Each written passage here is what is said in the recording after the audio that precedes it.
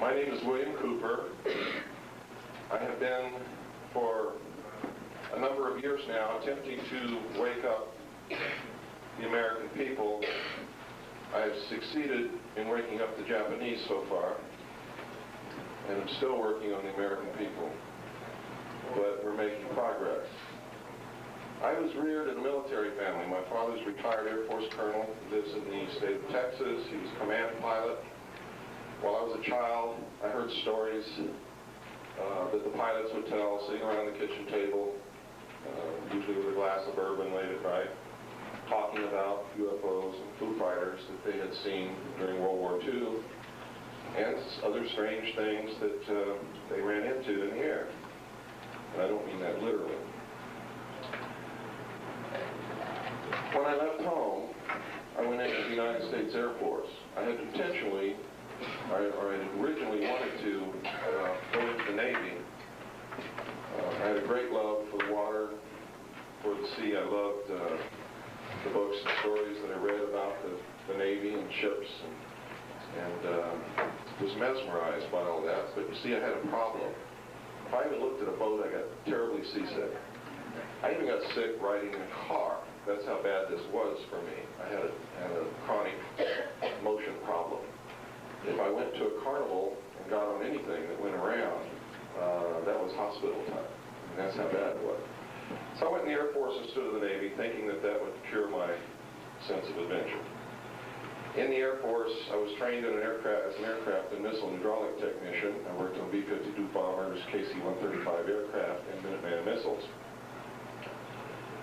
So, up until the time that I left the Air Force, I was thoroughly and fully acquainted with the state-of-the-art of our technology as far as the aerospace industry was concerned. In the Air Force, I met sergeants, usually enlisted men, older guys, and when we were out on the town drinking and carousing and raising hell, sometimes late into the night, when we had failed in our primary mission, which was to find a young lady, we would begin to tell stories and lie to each other. And they would tell me about having participated in recovery of crashed extraterrestrial spaceships that had come to rest somewhere on this earth. Because of the situation that we were in when these stories were told, I never did believe any of it. At all, to tell you the truth, and quite frankly, wasn't interested. I was interested in Susie or Mabel or whatever her name might have been at the time, because I was a young man. This was between the time that I was 18 and 22. I left the Air Force with an honorable discharge, served for a few months in the Air Force Reserve, and then enlisted in the United States Navy. It didn't work. I had to go in the Navy. Seasick or not, I was going to do it. And I had been reared with the teaching and the idea that to serve your country was the best and noblest thing that any man could ever do. When I went in the Navy, I volunteered for submarines and was attached to the USS Tiger SS-416, which was an old World War II diesel boat, diesel electric, which at the time that I went aboard was in the Pearl Harbor Naval Shipyard, cleanly cut in half. And there was an army of welders roaming all over it, welding, and sparks were flying. And I thought I had made a terrible mistake when I saw this. But I didn't. I had a wonderful time on board the Tyro, served with a great bunch of guys. But some strange things happened to me while I was on board that vessel. The strangest was that during a transit on the surface between the Portland-Seattle area, where we had gone to participate in what they call a Rose Festival up there, we were the tour boat. We were the boat that everybody comes down on Sunday and crawls through the submarine.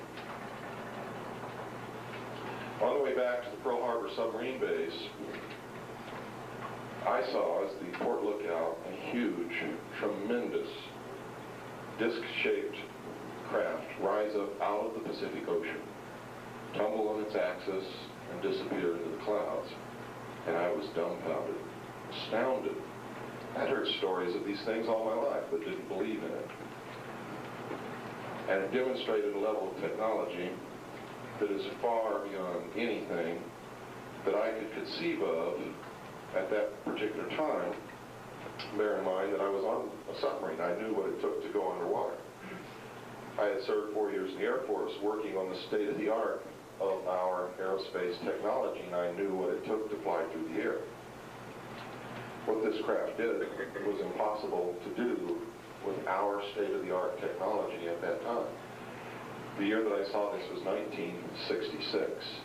It was the size of a Midway class aircraft carrier, which is a small carrier by modern standards, but nevertheless very large. It was metal colored, sort of a pewter color. It did not glow like the normal accounts of UFOs that you hear. It appeared to have windows on it.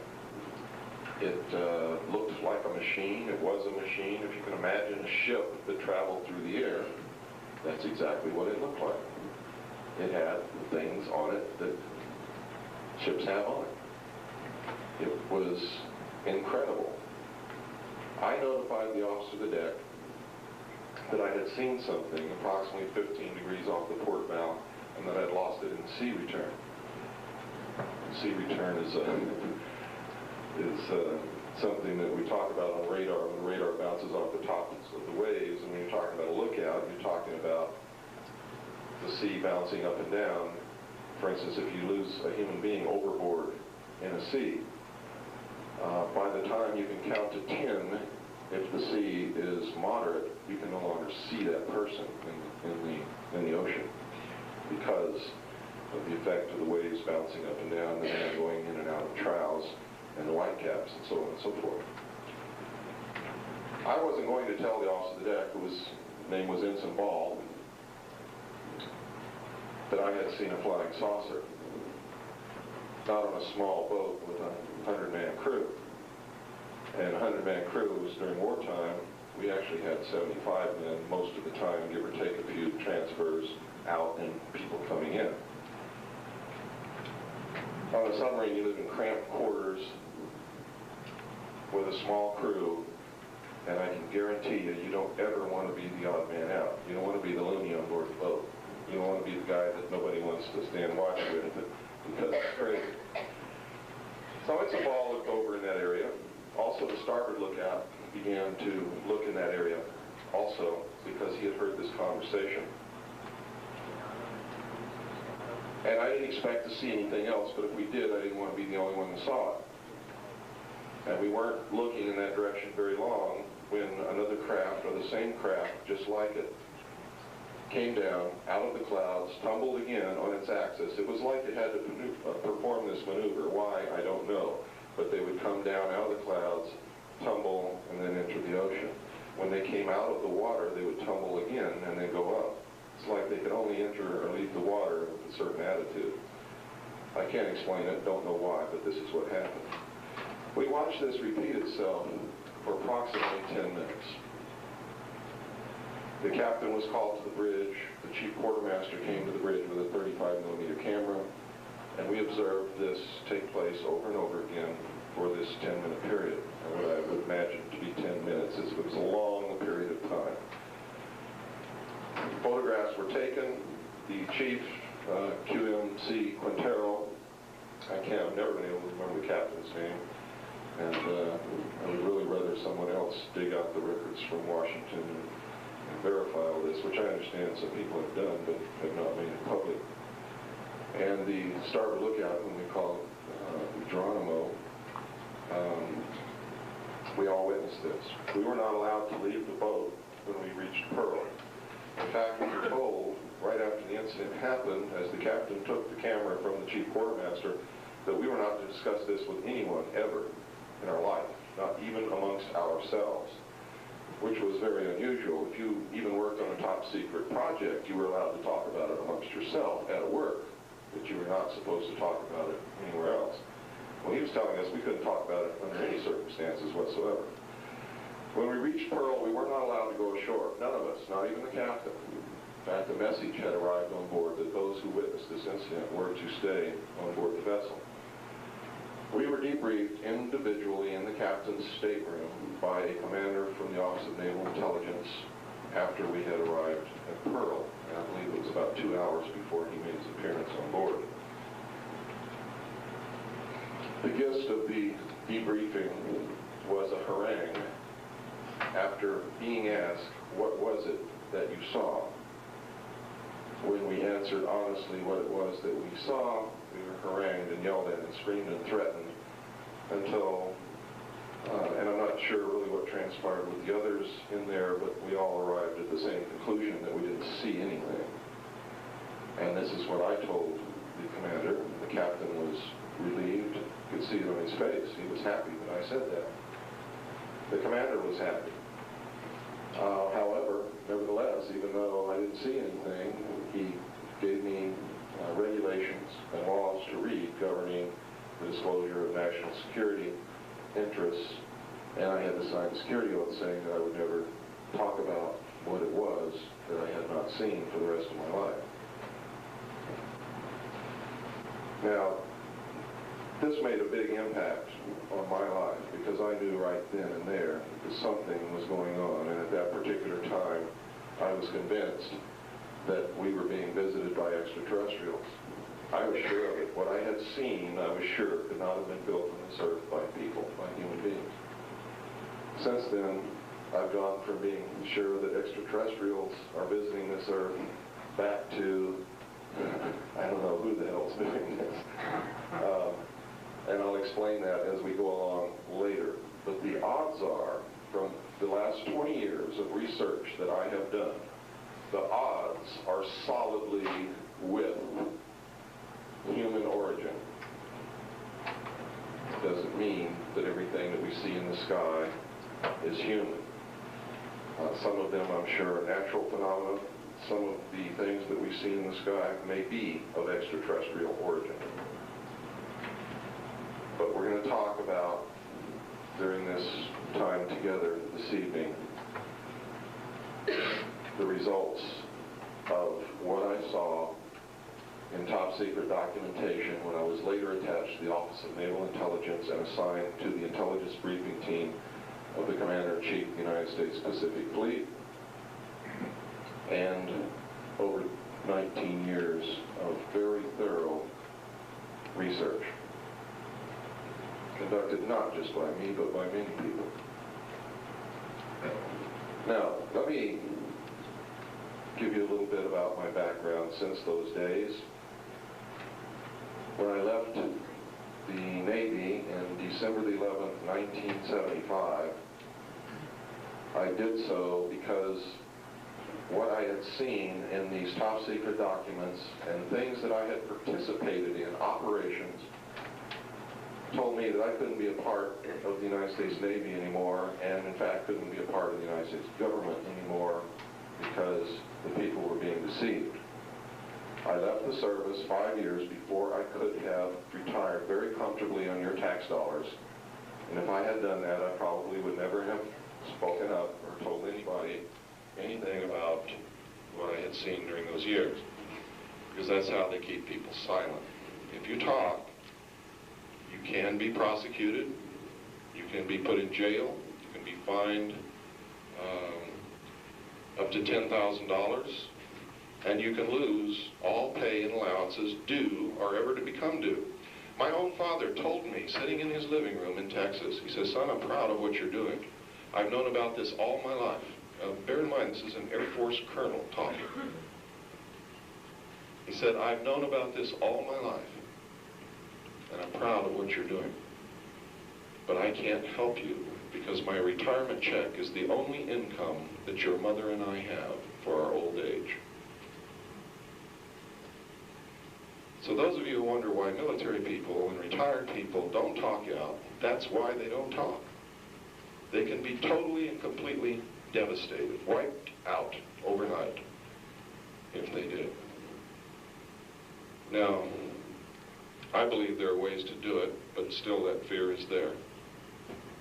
And it's an overwhelming fear. It scares the hell out of people. How many of you in here are approaching the time when you're going to have to rely on your retirement to take care of you for the rest of your life? Let's see a show of hands.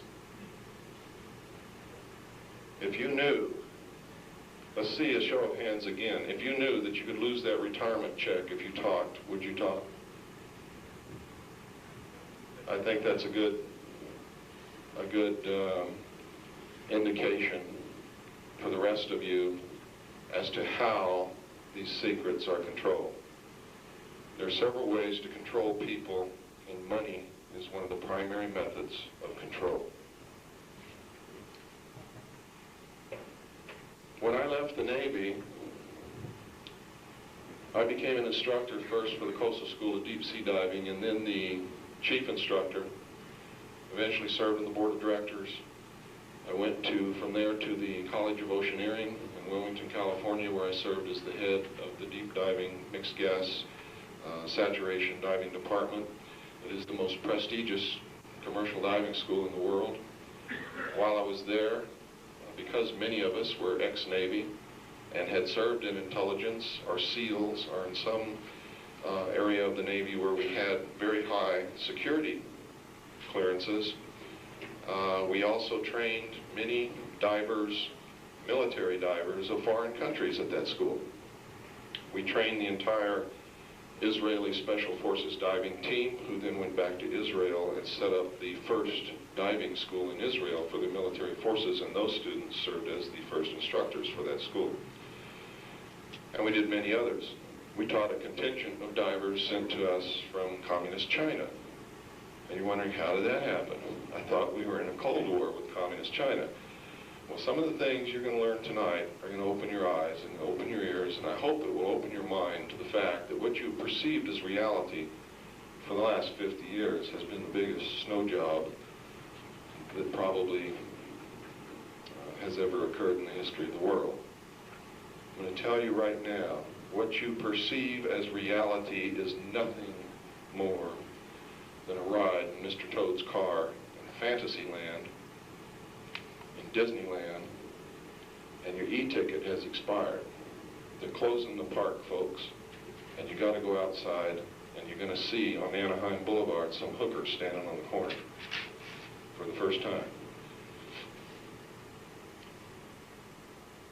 I stayed in education knowing that, and believing, still believing, and that's why I'm doing this, that education is a key of some kind to the future for all of us. I served as the admissions director for Aircraft Technical Institute, the assistant director for Adelphi Business College, the executive director of Adelphi Business College, the executive director of Pacific Coast Technical Institute. I was the executive director of National Technical College. I was the national marketing coordinator for United Education and Software. When I was working in these capacities, I made anywhere every single year between $60,000 and $90,000 with no sweat. When I began doing what I'm doing, my income went from between $60,000 to $90,000 a year down to absolutely nothing. To protect myself in what I'm doing, we spent literally my life savings in a mailing of information to people all over the world whom I did not know about. For the first year that I did this, I did it on my own expenses, supporting my family, traveling, not charging anyone a penny to hear what I had to say. And I hoped that I could continue that because I hoped that people understanding the importance of what I have to say would donate some small amount so that I could continue to support my family and not have to charge people money to come and hear my message. Unfortunately, that never happened. Nobody ever contributed a nickel, not once, except when Annie and I reached the rock bottom, absolute rock bottom, and everything that we had and all our accounts was stolen. Some letters began to arrive with no return address. We told no one knew about this, no one knew that we were in trouble at all. From Wisconsin. And each of those envelopes had money in them.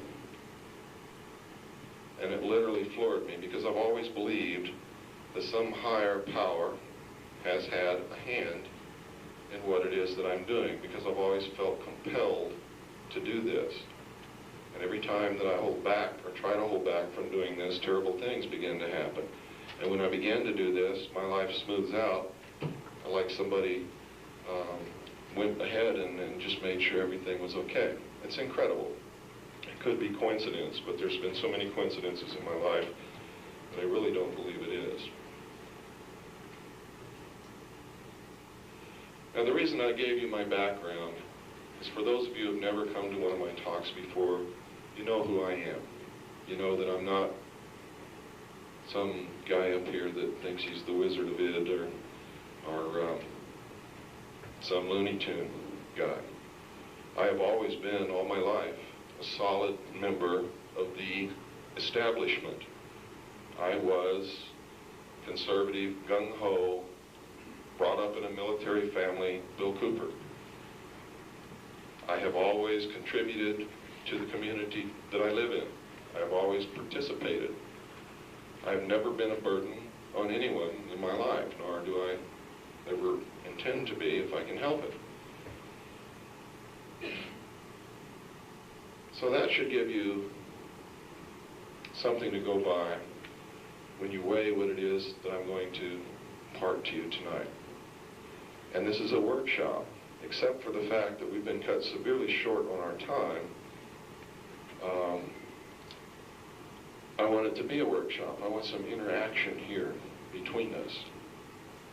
But I don't want to get to the point where we're arguing semantics, or if I say something that disagrees with your religious point of view, I don't want to get into religious arguments, because that's not why we're here. I'm here to impart to you what it was that I saw in documentation many years ago, and what I've learned through 19 years of research. And I hope that that knowledge will help you in your search for the truth. And as in every lecture that I ever give, or every workshop that I ever give, or any conversation that I ever have with anyone, I don't want you to believe anything that I impart to you tonight unless you can go and verify it and confirm it from different sources. And I don't mean because somebody tells you that Bill Cooper, yeah, he was telling the truth. I mean, you've got to be able to prove it to yourself. You see, one of the reasons that we've gotten to this point, folks, is that most people are blindly believing on faith what they're told by a lot of people. A lot of people. The government, for one. Your parents, for another.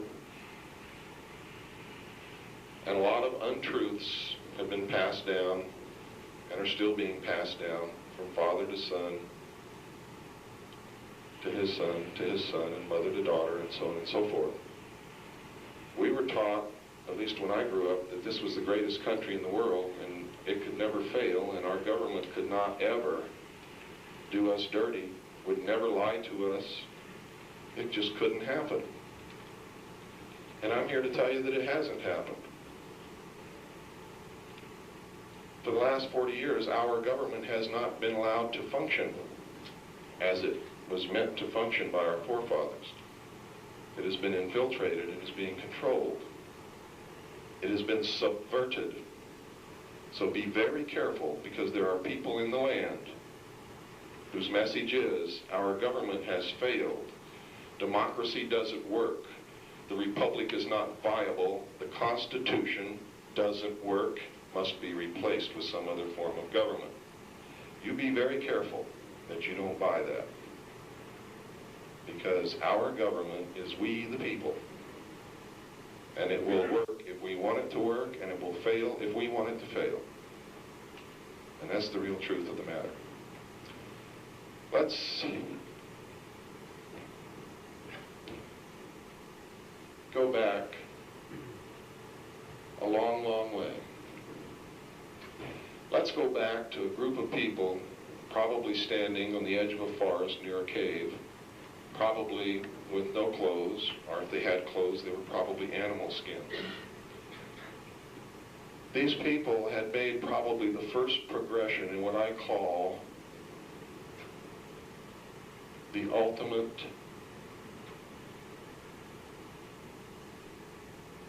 state of living in divine grace. They had learned that to be alone in the forest was not good. They had banded together in a small band. They had sought out this cave for shelter, and they're living together. Some of them probably went out and hunted. Some of them probably gathered nuts and berries. Some of them, because there were women, stayed and took care of the little children. But one of them learned something that the others did not know how to do. And this person realized, whoever this person was, that if he concealed the process by which he did this act, whatever it was, from the others, that he could have the best and warmest spot in the cave to sleep, that he could have more food than everyone else, that he could probably have the woman of his choice, that he could be the king.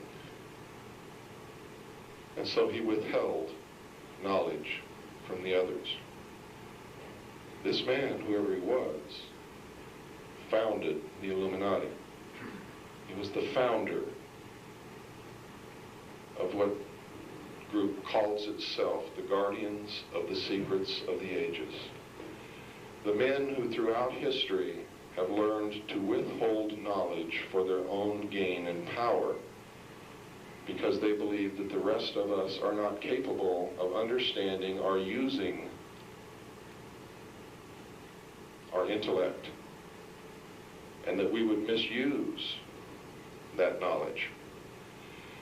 And so we are to be guided and herded like sheep and like cattle.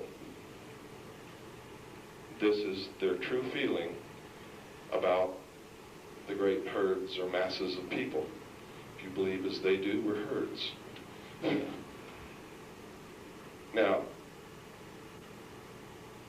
I have been able, for the last 19 years, to come up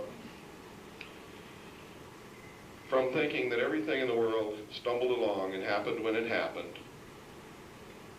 to believing that no, that can't be right because there's too much organization to it, and it very seldom ever happens in favor of the people. Very seldom. And if it were by accident, it would have to happen in our favor more often, but it doesn't. So I began to look in conspiratorial literature, in history, to find evidence of this. And I've not only found evidence, but I found proof. I found that these men existed all the way back before the ancient Temple of Wisdom in Cairo, long before the birth of Christ. And that they existed in what were called the mysteries, or the mystery schools. And that they existed in the temples as priests who used technology and knowledge, no matter how primitive it was. They used it with a superstitious people to gain and hold and control governments, people, religions throughout history. Now, for those of you who may be here wondering, uh-oh, this guy is going to come out here with some strange religion. Let me tell you that I'm not going to preach to you tonight, but we are going to talk about religion, because that's been one of the methods of controlling people throughout history. If you want to know what my own personal religion is, I'm a Christian. But I'm not the kind of Christian you see on television on Sunday morning. I believe in the Constitution completely. That is my one and only political stance, is that I am a constitutionalist. I am an American. I believe in this country. I believe that what our forefathers set up for us, they gave us all the tools to make sure that if we were capable, we could not fail. If we were not capable, we were guaranteed to fail. I believe that if the Constitution says something's okay, it is. If it says it's not, it isn't, and that's all there is to it. I'm not a Republican, Democrat, libertarian, populist, or anything else. I'm just an American, and I go through life wondering why there's no other Americans around but me. I think that's very strange. I think it's absolutely incredible myself that we have a country full of Democrats, Republicans, Libertarian, Populists, no Americans. So that's my political viewpoint. For those of you who are wondering if I'm a communist or if I'm a Democrat or if I am a follower of the Nazi movement or whatever that happens to be, I'm not. I'm just an American. What makes me different is I can guarantee you that very few of you who have ever seen a real American before, no matter what you think of yourself, if you've been manipulated into believing that you have to be a Democrat or a Republican, if you have to call yourself a liberal or a conservative, then you stopped being an American when you made that decision, because there is no such thing. If you believe in the Constitution and the Bill of Rights, then you're an American. If you believe anything else, you're not. It's as simple as that, because that document is America. If you don't believe me, tear it up and throw it in the trash can and see how long this country exists. America is that document, and it is nothing else other than that document. So if you believe in this country, you must believe in that document. Otherwise, you're believing in something else. I'm not against that. If the majority of the people in this country don't believe in the Constitution and want to get something else, then it is in the Constitution a method by which we can do that. And if we exercise it legally and lawfully through the Constitution, that's okay too. But when we try to go through the back door, no, it's not. We're being subverted. The Constitution is being destroyed, is in the process of being relegated to the trash can, and most Americans don't even understand that.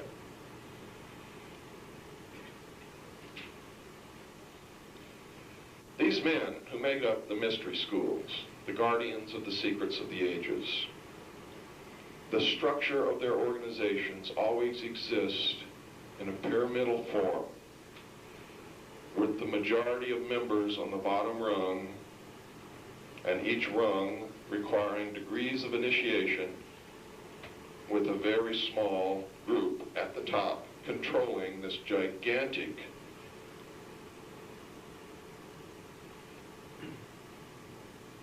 number of people below them, and they are used to gain a consensus of opinion by which these men control the society. They exist in many different names, many different occupations. At times they appear to oppose each other because they practice Hegelian conflict resolution. Thesis, antithesis, the clash between the two results in synthesis, which is always where they wanted to get to begin with. But to get there without you realizing that they're the ones who manipulated you there, they divide you up into opposing groups: Republican, Democrat, Libertarian, Socialist, Communist, and they cause you to fight with each other. They are the ones who create the problem that will give them the solution that they want. But it is you conflicting with each other that brings about that solution, that synthesis. And in that respect, they're absolutely right. We are no better than cattle, and we are stupid because we don't even realize that we're being manipulated in that manner. And this occurs all the time. Their symbol is always the triangle with the eye, the all-seeing eye. This is their identification mark to each other. And most people don't understand it and don't realize that our forefathers belonged to this secret group of men. They were members of this group that I call the Illuminati, simply because most people who study these things understand the goals of the Illuminati and what it means. Their goal, they believe, is in the best interest of all humanity.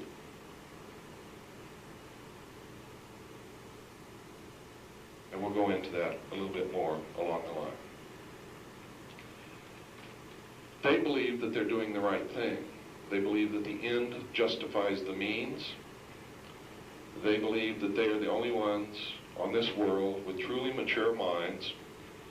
And while they understand the literal, esoteric truths and are able to communicate directly with God, we are only giving the exoteric interpretation. And we kneel at a stone altar that can neither hear nor talk back to us. This is what they believe. They believe that we are cattle who do not use our intellect, and thus our stakes on the table by choice and consent for those who do use their intellect. And my goal, I have a couple of goals. One is I do not ever want to make another prediction that turns out to be 100% accurate, because that will mean I'm succeeding. In other words, I want to be a failure at predicting. Number two, I want to wake you up to the point where you can stand in front of a mirror and say with no hesitation, I've been stupid all my life, and I'm never going to be stupid again, and that you will begin to use your intellect so that we can control our destiny, because if we don't, a small group of men meeting in secret will. Make no mistake about it, they will. And the only way that they can do that is if we are brought under complete and total control on a 24-hour basis. That's what the New World Order is all about.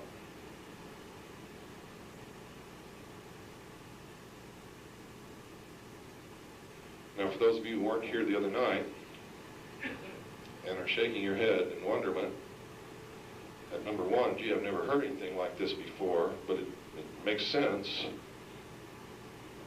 But how much faith can I put in what this guy says? I have been telling people for the last 5 years what was going to happen down the line. And I've been 100% accurate on every prediction that I've ever made.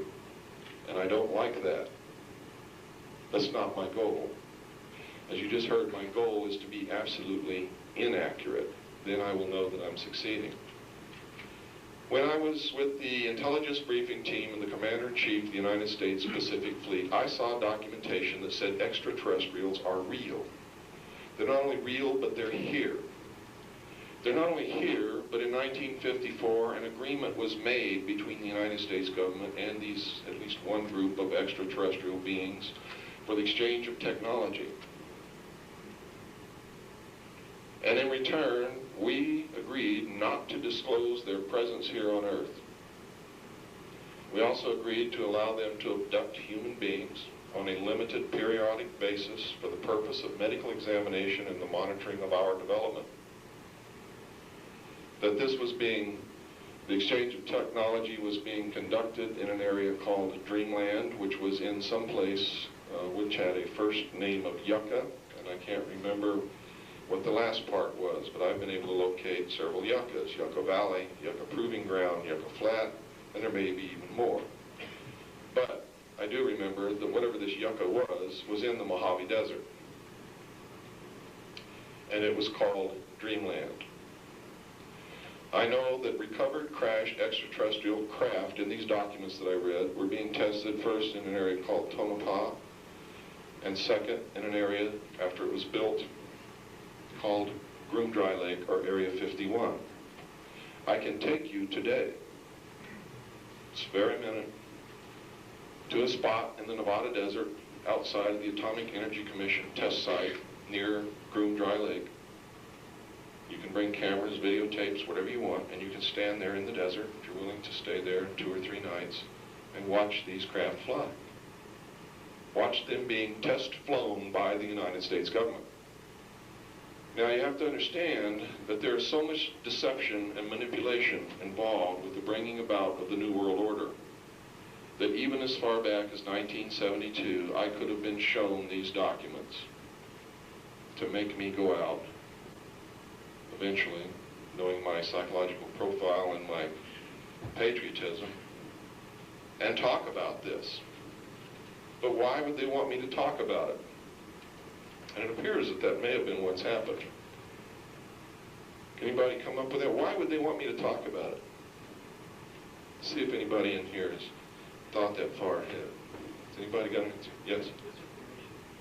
Misinformation, but why? I mean, there have to be a reason for it. They don't just throw out stuff just for misinformation. I mean, there's always a goal to whatever is done specifically by the intelligence community. Yes, sir?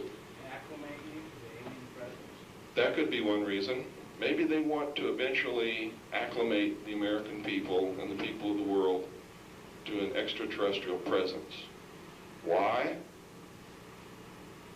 Well, without being prepared, could you see some little guy that didn't look like us land and wade across Georgia and get out and walk down the street without getting killed?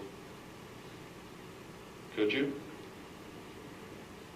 There are many places in the world where if they landed, if they're real, if they got out of their spacecraft, somebody would shoot them dead on sight. Simple as that.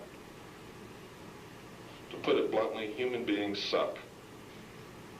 We wouldn't even give them a chance to find out who the hell they are.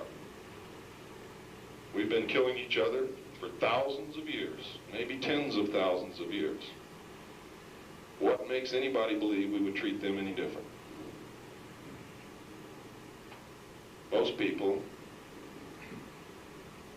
not most people, maybe most people in some areas might even be proud of it, might even want to stuff this little critter and hang it on their wall as a trophy. You got a deer last week, Joe? Well, I bagged a reticulum. It's the truth. It's the truth. Why else would they maybe want to put out this information? Want to let us know that pretty soon that the aliens are taking over. Well, we don't know that. Well, I said they want to build us up, and then when they do say, well, let's go and land it, they're going to take us over. You're close. Yes, sir. Okay, so then say in the future, well, we had somebody like that. That's a good one. Panic would cause economic collapse. And then would there... That's true. Without preparation, there could be all kinds of consequences, all of them bad. And they could say, hey, we've been telling you for years. What do you mean we never told you? We've been telling you for years. You're just too dumb to realize it. Yes, sir. I think for like movies, a lot of television, it's kind of their way of testing our reaction. And they can go from there and adjust. We might be looking for individuals who are under their schemes to stop us. Absolutely right. One good example of that is Robert Lazar. I encourage all the other scientists who work at the test site to come forward. If any of them did, I guarantee you they're locked up tighter in the drum right now. Yes, sir? Just reaction That's a good one. In other words, a shock test for the computer model of the New World Order, which has already been in place. I'll try one more. Yes? Declare martial law. Pardon? Declare martial law. Declare martial law? No. No. How about this? How many of you in here have ever read a report called A Report from Iron Mountain? Anybody? Stand up. I bet you this guy's got the answer. What did it say in that report?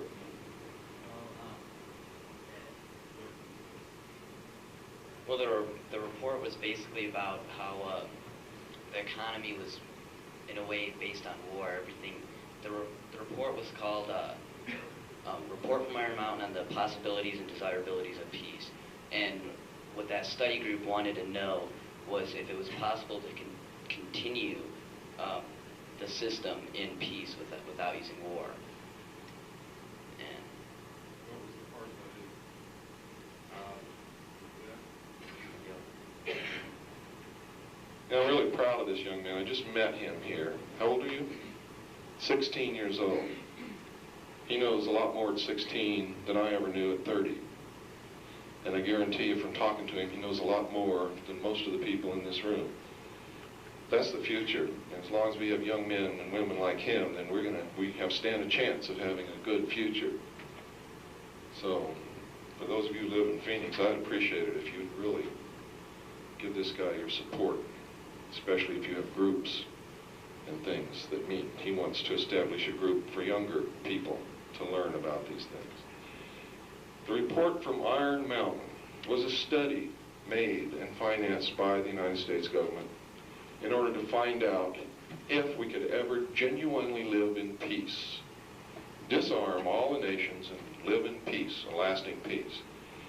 The report, the conclusion, was not too optimistic in that the report made it very clear, and for those people in this room who really understand how the economies of the world work, you know that the economy of not just this nation, but most nations of the world is a war-based economy. And without the defense industrial complex, we would be at this moment in the midst of a depression that would make the Great Depression of the early part of this century look like a Sunday school picnic. We derive over 70% of our gross national product directly from businesses that service or support the defense industrial complex. The defense industrial complex, to the elite who really understand these things, is a welfare system to keep us from revolting against the powerful few. It keeps a chicken in every pot, and that's what it's really for. The Cold War was a scam. The United States and the Soviet Union have been operating a secret space program out of the public view since the end of World War II. They have developed a technology that would make George Lucas and Steven Spielberg turn green with envy. Resembles nothing less than sheer magic. For those of you who are interested in alternative healing methods, they don't withhold those things from the public so doctors can get rich, like I've heard from so many people who are into alternative methods of healing. They do it to keep the population of the masses in check. They want people to die. People have to die. The sooner the better, in their estimation. Why? Let me tell you why. Because between 1957 and 1990, the population of the world doubled. I remember going around for years wondering, what the hell's going on? I mean, everything's different. It's not the same anymore. And it wasn't. It was mainly the result of increased population.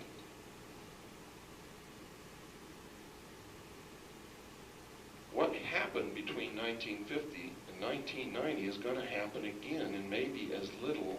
See, that was 33 years. It may only take another 28 years because it's an exponential doubling. Each time, it only takes a shorter period of time. Between 1957 and 1990, when the population doubled, that meant we needed twice as many trees, twice as many homes, twice as many highways, twice as many cars, twice as much gasoline, twice as much clean, fresh water, twice as much food, twice as much cotton, twice as many wigs, twice as many barbershops. And guess what, folks? In another 28 years, we're going to need twice as many of everything else again. How long do you think that this earth can support that kind of thing? And you listen to people like Rush Limbaugh who say, there's no population problem. And I'm Rush Limbaugh, excellence in broadcasting. We could take every man, woman, and child in the whole world, fit them into the state of Oregon, and everybody would have half of a city lot to live on. That's an imbecile talking. Sure, you could put them all there, but how are you going to feed them? Where are you going to get the trees? Where are you going to get the leather for shoes? Where are you going to get the food? What are you going to do with the waste? We've already run out of landfills. A lot of what's going on in the world is about population. It's about the survival of the human race. It's about the ultimate victory in this race between good and evil, the balance of the universe. Who's going to win? And what are they going to do with everybody else that doesn't win? This country was founded as the answer to that problem. The United States, we've all known, anybody who's lived in this country has known that this country somehow is special, not because we live here, simply because this was the ultimate pinnacle of achievement of mankind throughout the history of this earth. Never in history had any peoples ever been granted kings, sovereign kings in their own right, with the government as their chattel slave, until the Bill of Rights, excuse me, not the Bill of Rights, but the Declaration of Independence and the Constitution was written. And later the Bill of Rights, which filled in some of the things that were left out of the Constitution.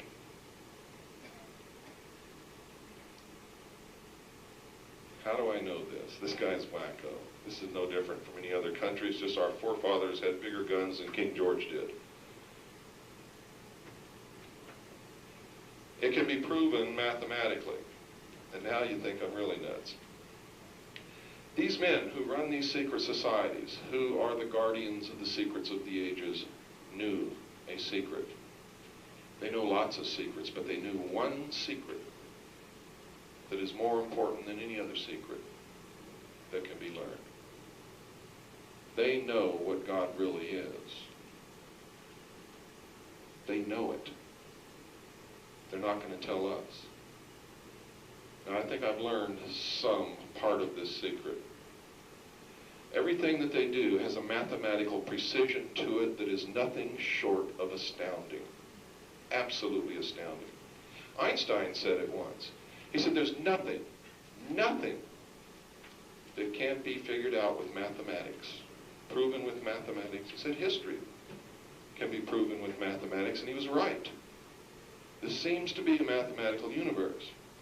I'm going to give you some numbers, and I hope that you write them down, because these are the important numbers. 1, 3, 7, 11, and 13, and any multiple of those numbers. Every significant event that has ever happened throughout history has happened on a date with a combination of these numbers. When was President Kennedy assassinated? What was the date? Month was November, wasn't it? What month is that? What day? 22, that's a multiple of 11, isn't it? 1963? What have you got there? You got a 9, you got a 6, and a 3. All multiples of 3, and if you take the 1 and add it on to the 7, I mean to the 6, you have a 7 in there. Or if you add them all up together, what do they come up to? Pardon? 19, 9, and 1 is what? 10. Now, if you know numerology, 10 is the number 1, isn't it? It never fails. It never, ever fails. When was this country started? 1776. 2 7s, a 6, and a 1. Figure it out, folks. I mean, I don't have to stand up here and do this all night. You can figure it out with any important dates throughout the history of the world. It is just absolutely true. Now, you can go a step further. They believe, and I've come to believe this also, and that's why my job is so important. We have to raise, as the answer to this battle, we have to raise the collective consciousness of the entire human race, and we have to do it quickly. It must be done. And I know there's some of you out there, you never heard of this. What is a collective consciousness? It is all of us thinking the same thought, which then becomes powerful. It's the power of prayer. That's what prayer is. And I'm not preaching to you, and I'm not talking religion. I'm talking fact. This is the truth. This is one of the ultimate truths that's been withheld from us. A thought, a pure thought, if enough people think it, will manifest itself as reality. And when it manifests, it grows. And as it grows, it will take on a three-dimensional quality. And that's why the pyramid is the building block of the universe.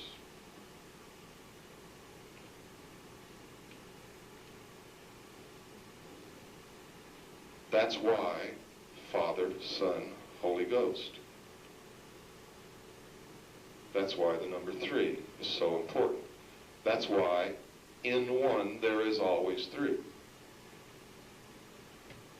Believe it, it's true. That's why when this nation was founded under God, the thought created 3 realities under the heading of Father, Son, Holy Ghost, which became this country. If you take the date 1776 and start at the apex of the first pyramid and put M, this date is written in Roman numerals on the reverse of the Great Seal of the United States at the base of the pyramid, and it's on the back of every dollar bill that you have in your pocket. Take one out. We're going to talk about this dollar bill quite a bit for the next few moments.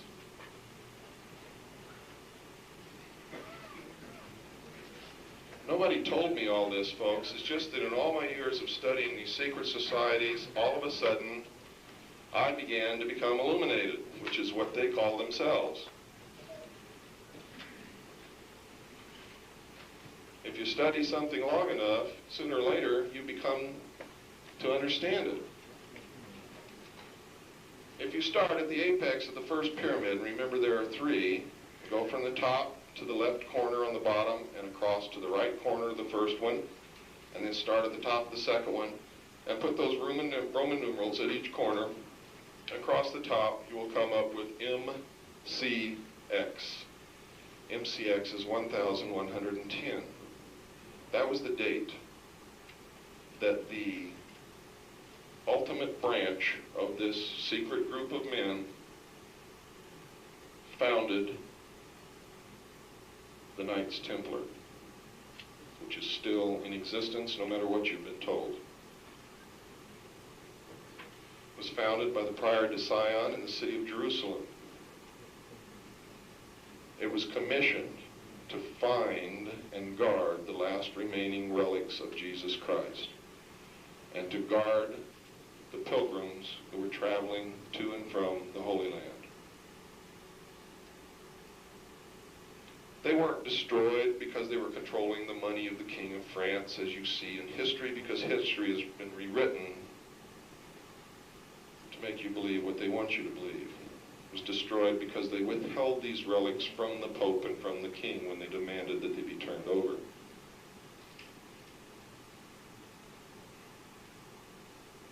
Now, if you take 1110 and take the culmination of prophecy and add to it, which is 666, what do you get? You get 1776. The Knights Templar were founded to fulfill prophecy, and this country was founded to fulfill prophecy by these men according to a mathematical formula. Now, if you did that with the triangles across the bottom, take the 2 Roman numerals at the bottom of each pyramid and add them together, and you come up with the first one is 600. That's what you should have. The 2 Roman numerals at the bottom of the second pyramid should add up to 60. And the 2 Roman numerals at the bottom of the third pyramid should add up to 6, which is 660 and 6. The foundation of this country, the thought, manifested itself as the fulfillment of prophecy. No, you're lost. I said draw in your mind 3 pyramids. Take the Roman numerals at the bottom of the pyramid on the back of the dollar bill, starting at the top of the first pyramid with the first Roman numeral. And then go down to the lower left and the lower right, and start at the top of the second one and place those Roman numerals. It's 1776 in Roman numerals. There's 9 digits on the bottom. Yeah. Well, we don't have time to go through that with every individual here. Remember that when you get home, do it, if you don't have time to do it here. I can't take time out from this seminar and go over this with each individual person in this room. Believe me, it comes out. It comes out with a precision that is astounding. You see, because as the country manifested, it also manifested its antithesis. In other words, what these men realize and what they know is that in the beginning, is there a minister in here? Is there a reverend, a minister? Yes. Can you quote me the first paragraph of Genesis?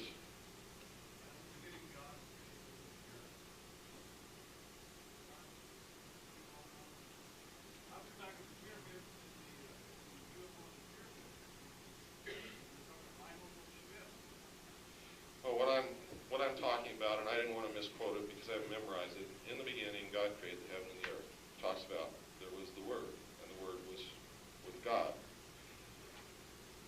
These men believe this, and I've come to think that this is probably true. No matter what your concept of God is, if you believe in a God, God created everything that there is. If you don't believe in God, then it all happened by accident, so this may have been the way it happened by accident. You know, we don't have to be in church to understand this, and it has nothing to do with church because the men who believe these things aren't religious men.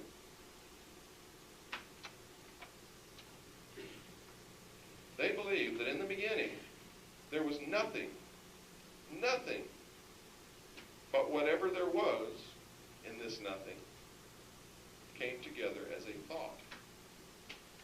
If you can imagine that. It's the old thing, what came first, the chicken and the egg? Well, they believed that this was pure thought. And the thought, because it was all there was, manifested the reality of everything that is or ever will be, was manifested at the same time. Now, they're not talking about fate. They're talking about everything that could ever exist in all of its forms was manifested then. In other words, there weren't 400 million creations.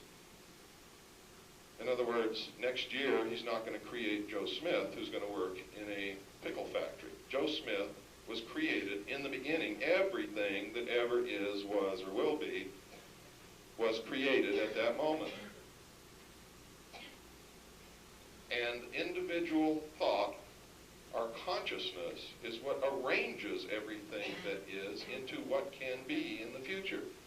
Now, you don't have to believe this, but this is what I'm telling you. These men believe. They think this. They believe it. And as far as I can tell, they appear to be right. Lemon-colored Cadillac parked in fire lane. Must move are, well, I'm not going to say what they said.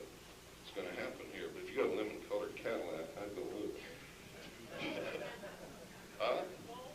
It says lemon-colored Cadillac. If you're confused about what color your Cadillac is, you better go check. If I were you, I would check.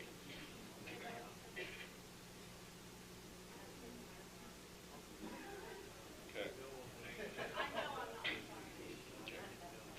Now, the reason you have to understand what these men believe is so you can understand what it is that they're trying to do.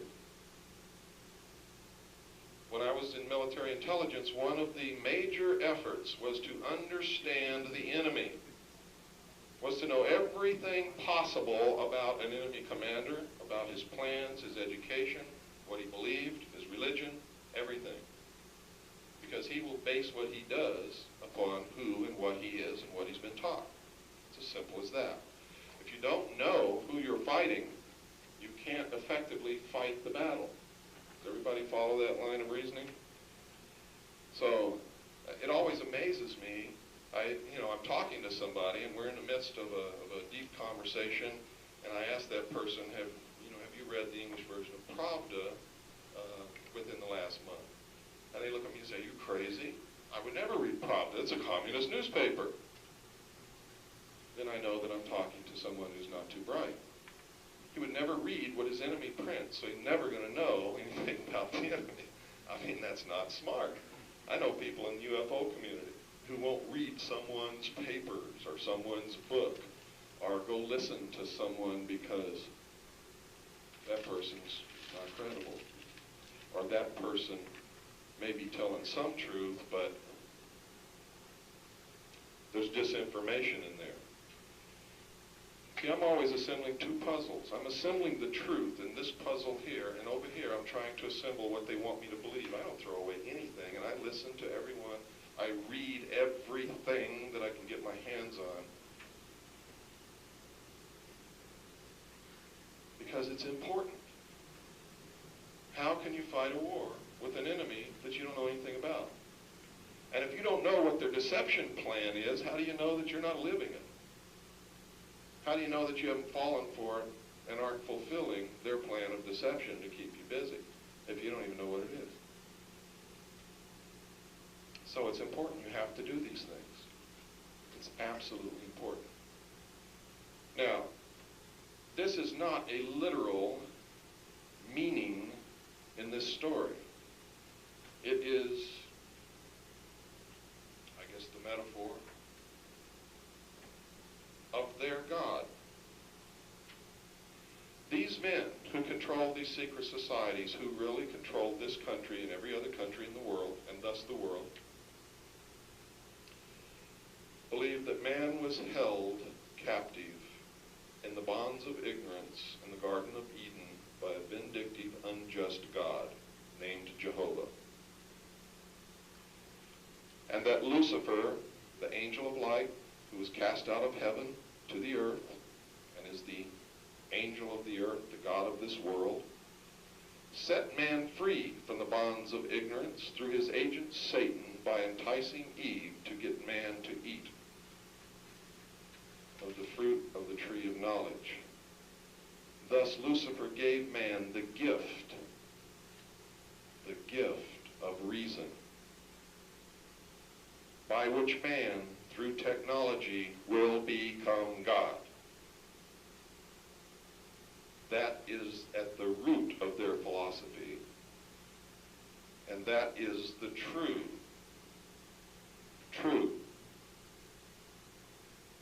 satanic thought, if you want to call it that. If you're a Christian, that's what you're going to label it.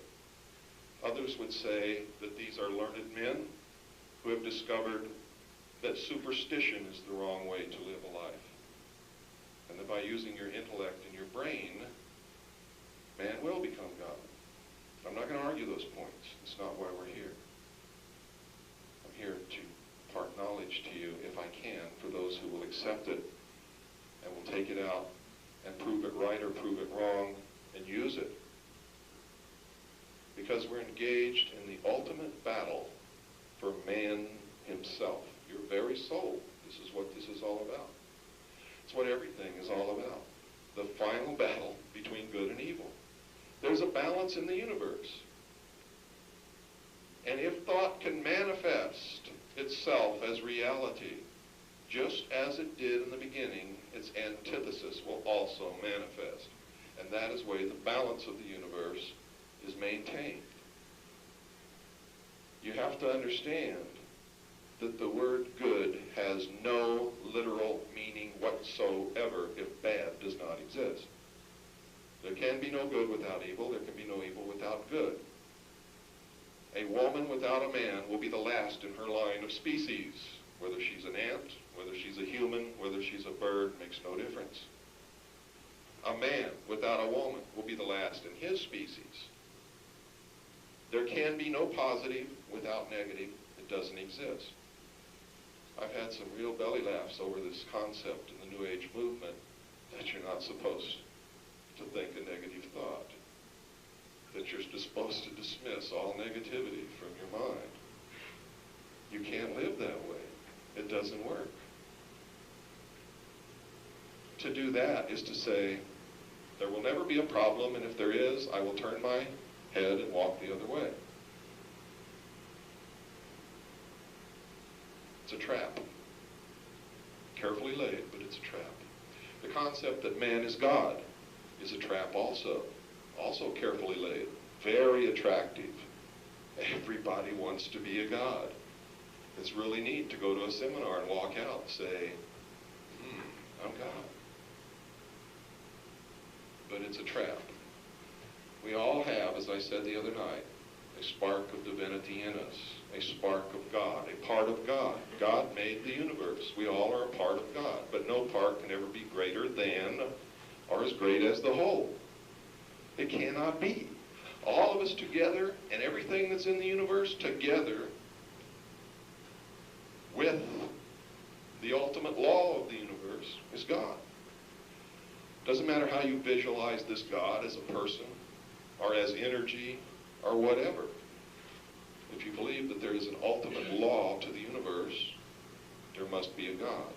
Otherwise, physics couldn't exist. There can't be order without someone or something that makes the rule, that makes the order. And it doesn't have to be a person, but you have to understand that something is dictating the order of the universe. I'm very careful, try not to step on anybody's toes as far as religion is concerned, because I know that that can get into extremely heated, emotional problems and arguments and everything else. My own personal religion is not trying to be foisted down your throats. And I hope you don't try to do that in reverse. Because I truly do believe in the Constitution. And that says we have freedom of religion. And it shall not be infringed. So that's why I word my lectures and my workshops in this manner. Because I don't want to infringe upon your constitutional right.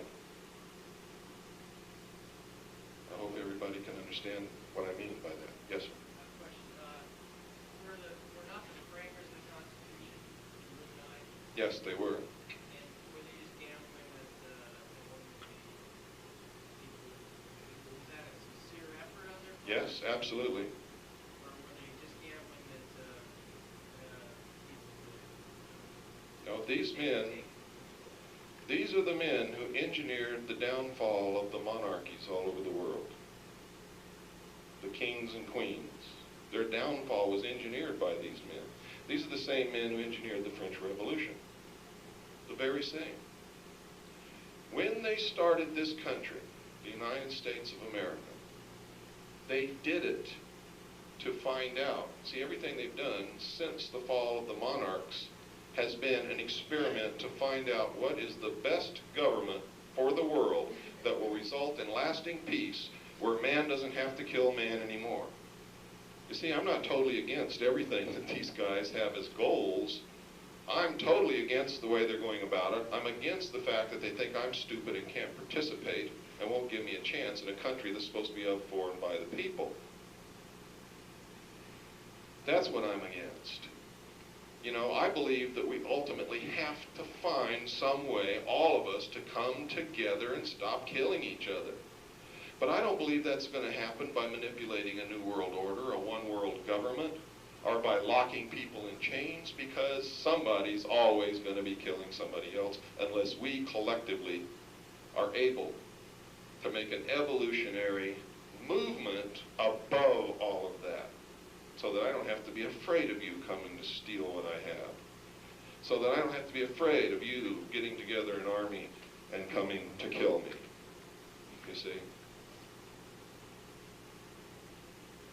All this manipulation by these secret societies is not going to amount to a hill of beans unless we can do this ourselves.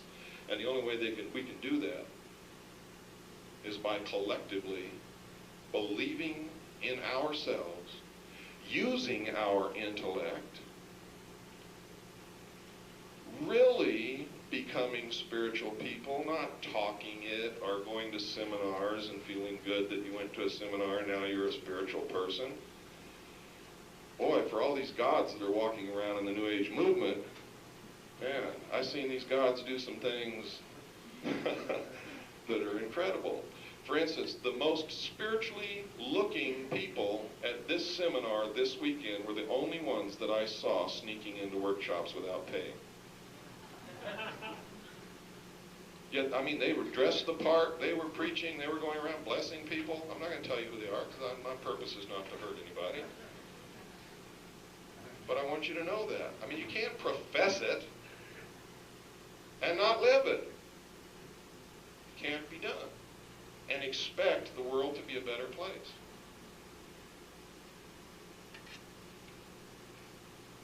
I think everybody in this room came to this seminar because they really want the world to be a better place. But I know that many people who are here professing that want, when they leave here, are going to go do something bad to their fellow man. Maybe out of fear, maybe out of greed, maybe out of weakness, maybe out of temptation, but nevertheless it will be done. And I can safely make that prediction because that's what man's been doing since the beginning of time, because that is the nature of man. That is our nature.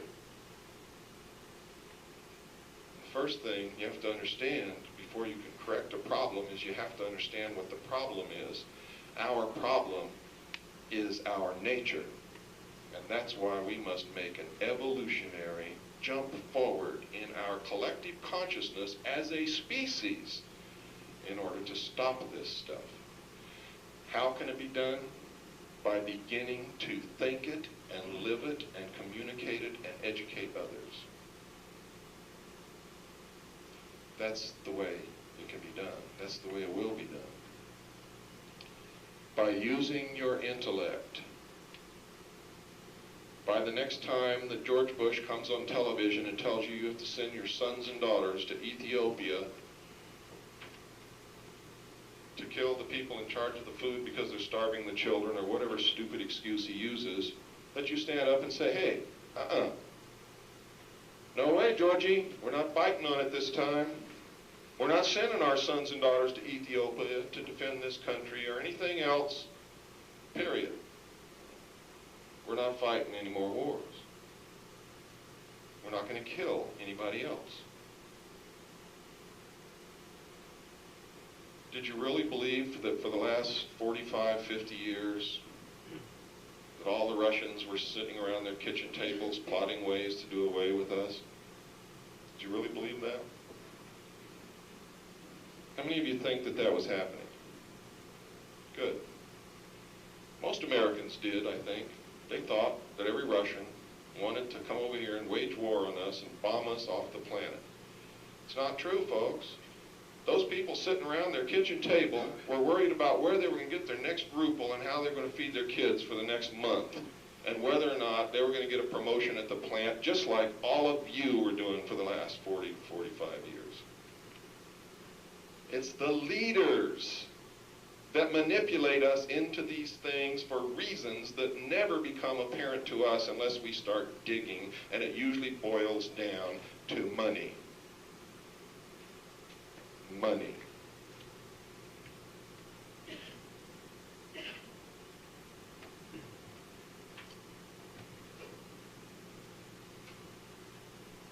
It only happens because we let it happen. We only let it happen because we really are stupid and we really don't use our intellect. And that's why I said earlier that you must be able to stand in front of your mirror and admit it to yourself. And only then, once you've admitted that that problem exists, can you begin to correct it. I had to do it, and it took me a long time to do it because I was a pretty proud, pretty brainwashed, oriented, establishment, gung-ho, military idiot. And that's the truth. I was stupid. But I'm not stupid today. And I hope you're not stupid today, and I hope you won't be stupid tomorrow or the next week or the month after that. But you will never get out of that until you can admit it first. That's important. You have to stop fighting someone because that person looks different. I had to just crack up. You know, I'd be on a radio talk show somewhere talking about my experiences and what I had learned, and somebody would call in. And this happened on many occasions because it's part of the government's campaign to discredit me in the eyes of the public. Somebody always calls in and says, we have proof that Bill Cooper is a member of a branch of the white Aryan race and is a racist. I wish my wife was here because that's when I asked my wife to come in. My wife is Chinese, you see. And I always laugh at that point because they didn't do their homework. That's why it's so easy to beat this enemy. They never do their homework. I have people call in now and say that I'm anti-Semitic because I published the Protocols of Zion in my book. They pick up my book and they live through it in Protocols of Zion. Oh my God, we've got to mobilize the communities and anti-Semitic. He wants to kill all the Jews. And then they feel really bad when they find out that in my book I make a very, very literal point of the fact that this is not the Jews that are behind all this stuff. I published the Protocols of Zion so that you would begin to understand what is happening, what has happened, and what's going to happen. The test of a document is not who somebody said wrote it or didn't write it. That doesn't make any difference whatsoever. You see, the Protocols of Sion, and that's really the name of them, not Zion. Zion is a corruption of the name Sion, which is really the mount where Jesus was crucified in Jerusalem. That's the real name of it. And that's the real name of that document, the Protocols of Sion. It was written by the Illuminati, not the Jews. There are some Jews in the Illuminati. There are also some Episcopalians and some atheists. And a lot of other people.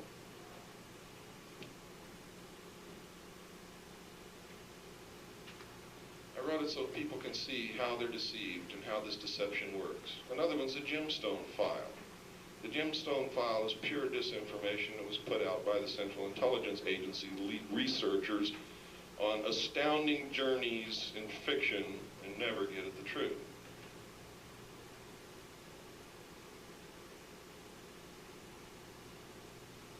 The test of a document, such as the Protocols of Sion, as I published in my book absolutely accurately, I did not change one word, were written in the 1700s, folks. And the test of the authenticity of a document is not whose name is signed on the bottom, it's whether or not the plan in the document is carried out. And the plan in that document has been carried out to the letter since the 1700s, and the only thing that has not come to pass as of this day that's outlined in that document is they have not yet placed a descendant of the house of David who can say that he's related to Jesus Christ on the throne of the world. And when they do, he will not be the enemy. He will be the figurehead of the real shadow power that lies behind the throne, just like right now today. How many of you believe that Ronald Reagan was really running this country? How many of you thought it was Nancy? If you guessed Nancy, you were closer to the truth than if you guessed Ronald, because Nancy is the granddaughter of John W. Davis, the founding president of the Council on Foreign Relations. It was when he married Nancy that he went from a liberal Democrat to a conservative Republican and became a serious political contender. Why did they choose him through Nancy to become the president of the United States? How many of you men in here served in the armed forces of your country? How many of you realized at some point that every single training film that you watched was narrated by Ronald Reagan? See, you were already conditioned and brainwashed that he was the voice of authority and that you should vote for him even though you didn't make that conscious connection. The election that brought Ronald Reagan into power was rigged many years earlier.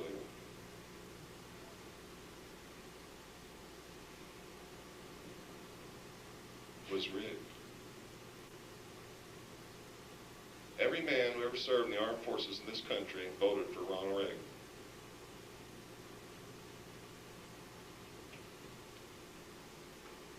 Because they had been trained to listen to him, to believe him, and thus to vote for him. Although they may not have consciously made that connection in their mind, it's the truth. How many of you recently saw a show on television called Nostradamus, the Man Who Saw Tomorrow? Narrated by Charlton Heston. How many of you saw that? Okay. How many of you who saw it recognize that it was the same old one that was originally narrated by Orson Welles that had been chopped up and repieced together and was now narrated by Charlton Heston? How many of you realized that? How many of you saw at the end that they had changed it and that the man in the turban who was to be the Antichrist was no longer the man in the turban but was a man in a blue beret, and his name was Saddam Hussein?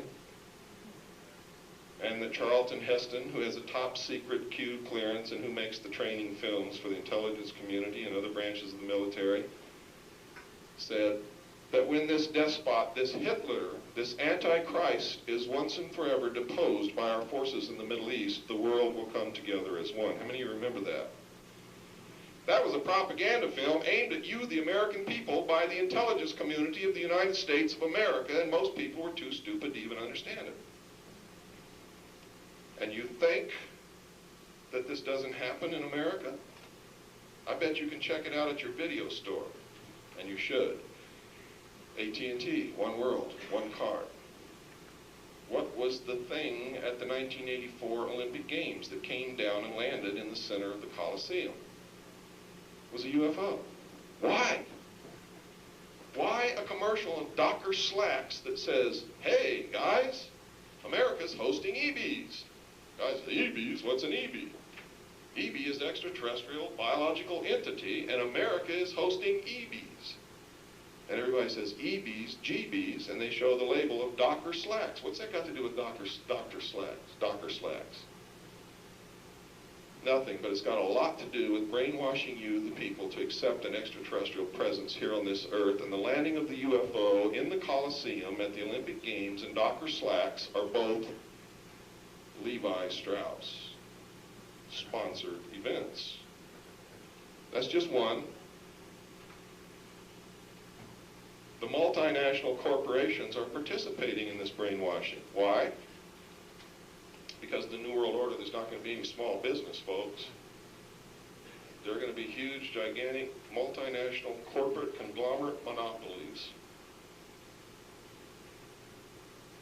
They're all for it. I've had members of the board of directors of multinational corporations tell me I was wasting my time. That the people are so stupid they're not even worried that anybody will listen to me, and that the New World Order is done deal and it's just around the corner. I've had them tell me that. That's how big their ego is. Their ego is so big they can't wait. CBS used to just be the eye. Now they got the pink triangle revolving around it. They're telling you.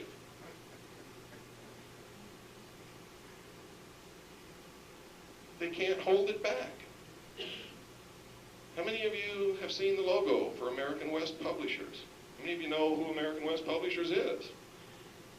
How many of you have heard of the Phoenix Journals? George Green? How many of you know who I'm talking about? Let's see a show of hands.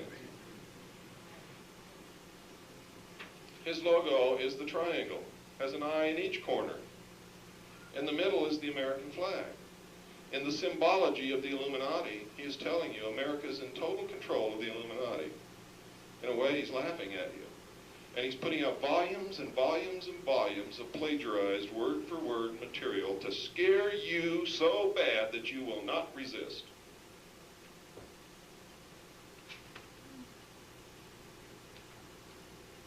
And in the latest one, Commander Hatton, the space cadet, is recommending that you liquidate all your assets, convert your assets to cash, send the cash to George Green. He will buy gold and he will store it for you. Because in the New World Order, all property and all wealth will be redistributed and you won't be allowed to have gold. Well, what makes you think he'll be allowed to have it?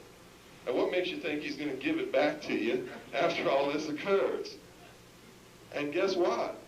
Thousands of people are sending George Green their money, except the people in Texas. You see, because all across the state of Texas are these unfinished real estate developments that George Green started, stole the money, and split to the UFO community. And they're standing down there with a rope in their hand waiting for him to come back.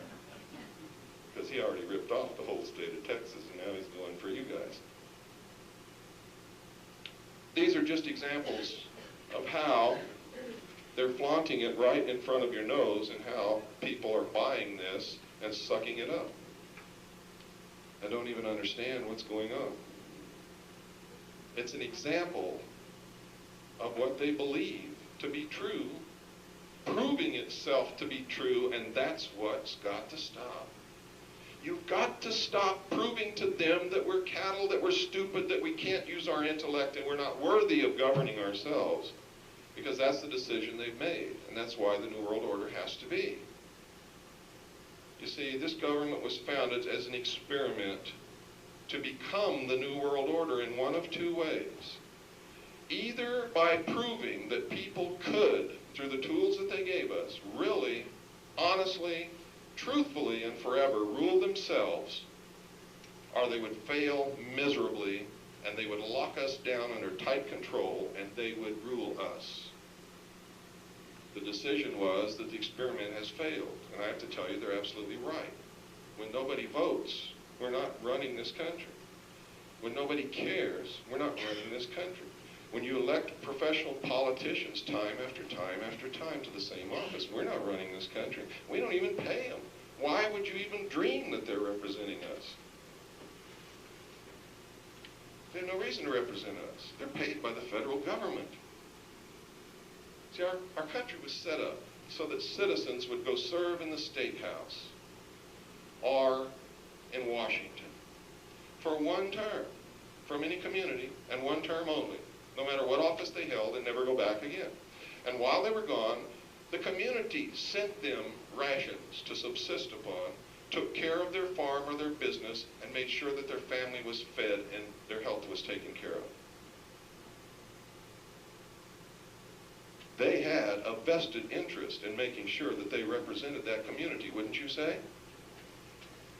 Who have we sent to Washington or to the State House lately that has a vested interest in representing any of us? I can't count one. I can't count any that even care. And the Hawaiian people are so proud of Daniel K. Inouye. And he sold them down the tubes, giving away their land. Maybe you read the paper this morning. Giving the Hawaiian people's land away. In the Iran-Contra hearings, he was the chairman of the committee.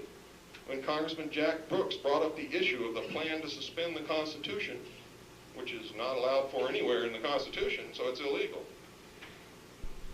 he was shut up by Daniel K. Inouye. I can talk about senators and congressmen from every state in this union because they're all just as guilty.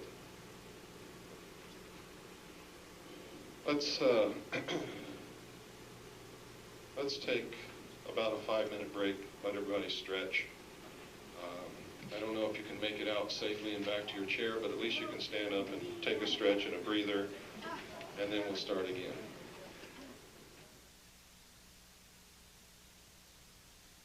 Folks, I hate to rush you like that on the breaks, but they've cut my time since severely. Normally, my workshops and programs that I do go between 5 and 6 hours because there's so much information to cover, and there's so many things that you need to have to start your own research and to be able to go out of here and realize really that something is wrong. Whether you believe everything that I'm telling you or not is not important. What is important is that you get the impetus, the desire, when you leave here to go and start doing research and checking on your own, so that you will find out that indeed something is seriously wrong and that we need to be taking some corrective action. And I hope that it leads you to take the corrective action that I'm going to give you tonight so that we can win this battle. And it is a battle, make no mistake about that.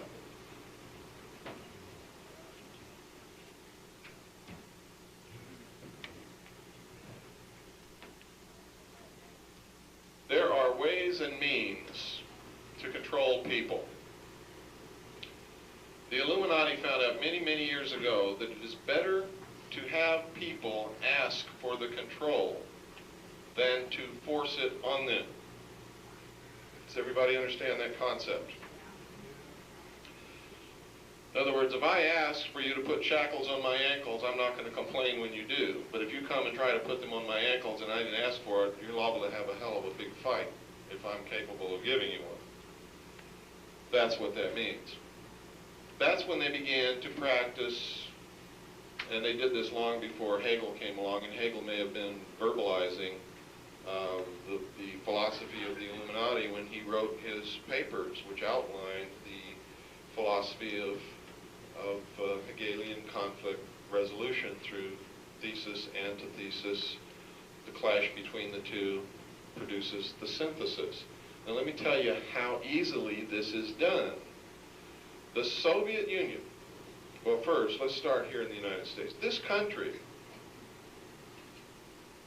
was founded, fought for, and established by only 3% of the entire people who lived in the first 13 colonies. The other 97% were either on the side of King George or didn't give a damn.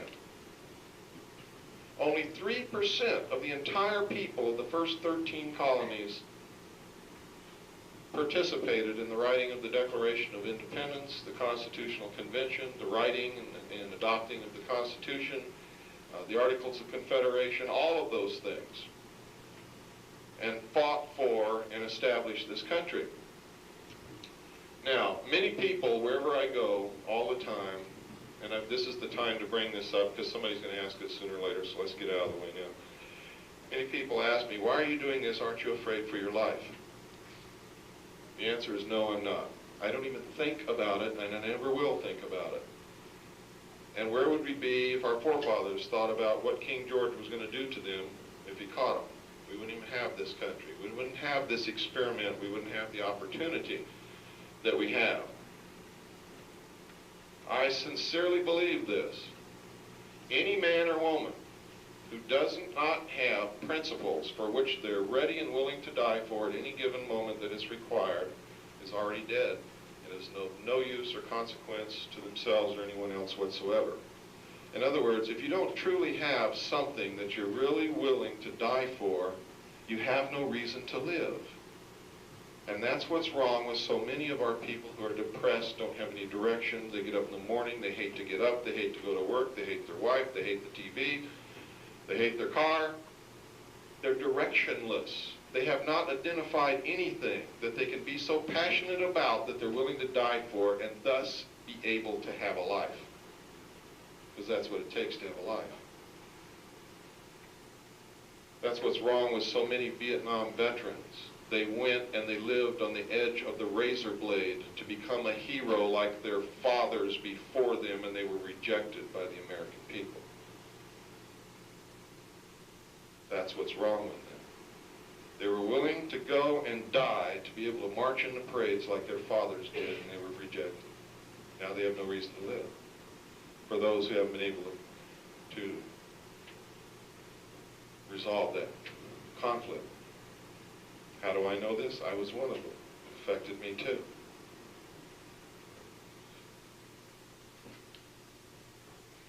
The Soviet Union was founded, was fought for, and established by only 5% of the entire people who live within the boundaries of the Soviet Union. Does everybody understand what I'm telling you? This is significant. Throughout history, in any major world change, it has been accomplished by less than 5% of the population in any place where it ever happened. And look at Jesus Christ. Whether you believe in him or not, it doesn't make any difference. You have to give the man the recognition that he changed the entire world for over 2,000 years.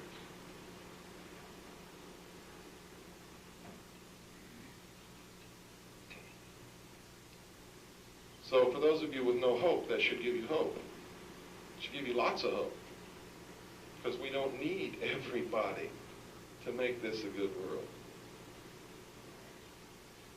And that's proof of it, in my estimation. The bankers on Wall Street and in London financed the Bolshevik Revolution. This is documented. It's been proven many times. The United States of America and London bankers have kept the Soviet Union afloat for all these years.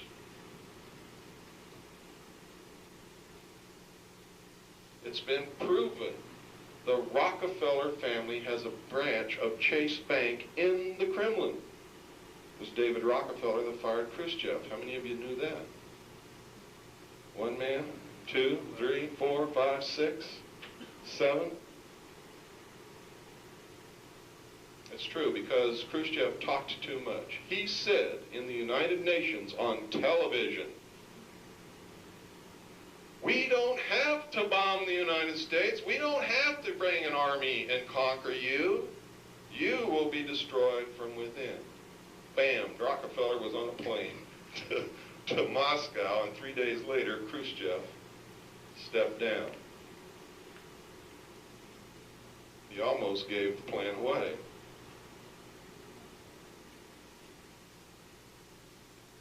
The Council on Foreign Relations really rules this country. No matter what you've been taught, no matter what you've been told. In the back of my book, I've documented in the Bush administration exactly who is a member of the Council on Foreign Relations and the Trilateral Commission, which is a branch of the Council on Foreign Relations. They have infiltrated our government and control it from within. The executive, the judicial, the highest ranks of the military, and many members of the Senate and the House of Representatives. The only one who's not a member is Dan Quayle. How many of you think Dan Quayle is a blithering idiot? There's a lot of people in here afraid to raise their hand, or else they know what I'm going to say next.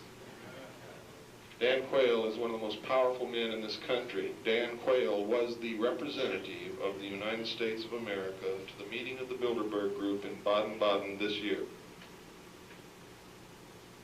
They don't take blithering idiots in the Bilderberg Group. So stop laughing at Dan Quayle. They're putting out the image that they want you to have of him rather than the reality of who this man is.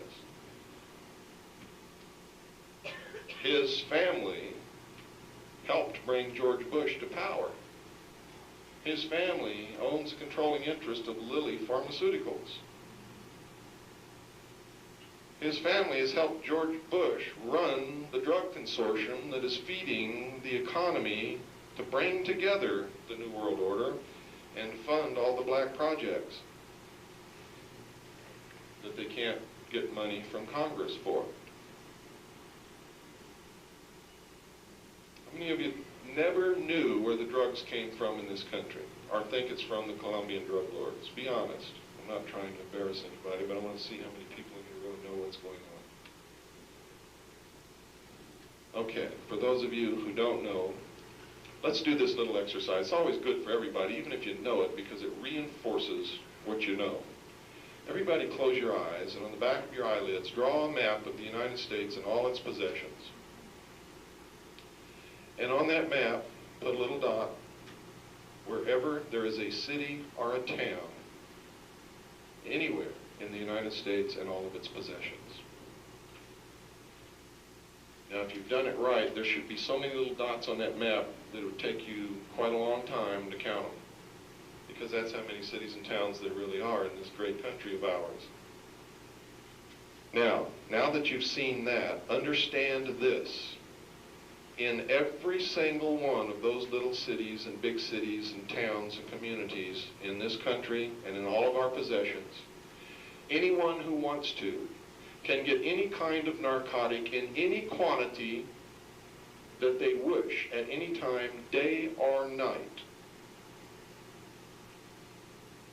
and then try to tell me that it's the Colombian drug lords who have such a protection and a distribution network and an accounting system that makes sure that the right amount of drugs are delivered to the right city and the right town on time and the right quantity and aren't caught, because they never run out.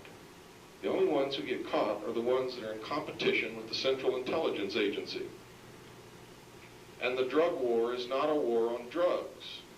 They're concentrating on the users. It's a war on the Bill of Rights. It's a war on us. It is Hegelian conflict resolution. It is thesis, antithesis, synthesis.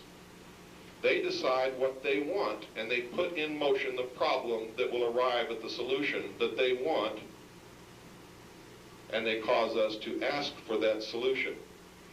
How many of you saw the poll recently, the results of which said that most Americans are willing to give up some of their constitutional rights to get the drugs and crime off the streets? How many of you saw that poll? It was on the front page of many newspapers. That's what they did this for. That's one of the reasons. See, drugs are accomplishing three things. They bring in to the black projects and to the New World Order more money every year than the gross national product of this nation. Every year. Number two, it is a form of euphemistic slavery for the lower classes, the proletariat, as they call them. The masses, the cattle, are enslaved with drugs. They are under complete control because the master can control them by giving or withholding their addiction. They don't think of anything else except how can I get my next fix and where can I get the money to buy it. Understand this, it's true. Number three, it creates waves of fear that roll through the middle class of this country and make them rise up and ask for more control. Ask that their rights be taken away. Ask to join the New World Order. Our forefathers gave us one tool that no people in the history of the world has ever had, and that is the second article and amendment to the Constitution. It has nothing to do with whether or not you have a right to go hunting, has nothing to do with protecting your personal property against burglars who might enter your home, has nothing to do with a woman protecting herself from being raped on a city street late at night. The second article and amendment to the Constitution has only one purpose.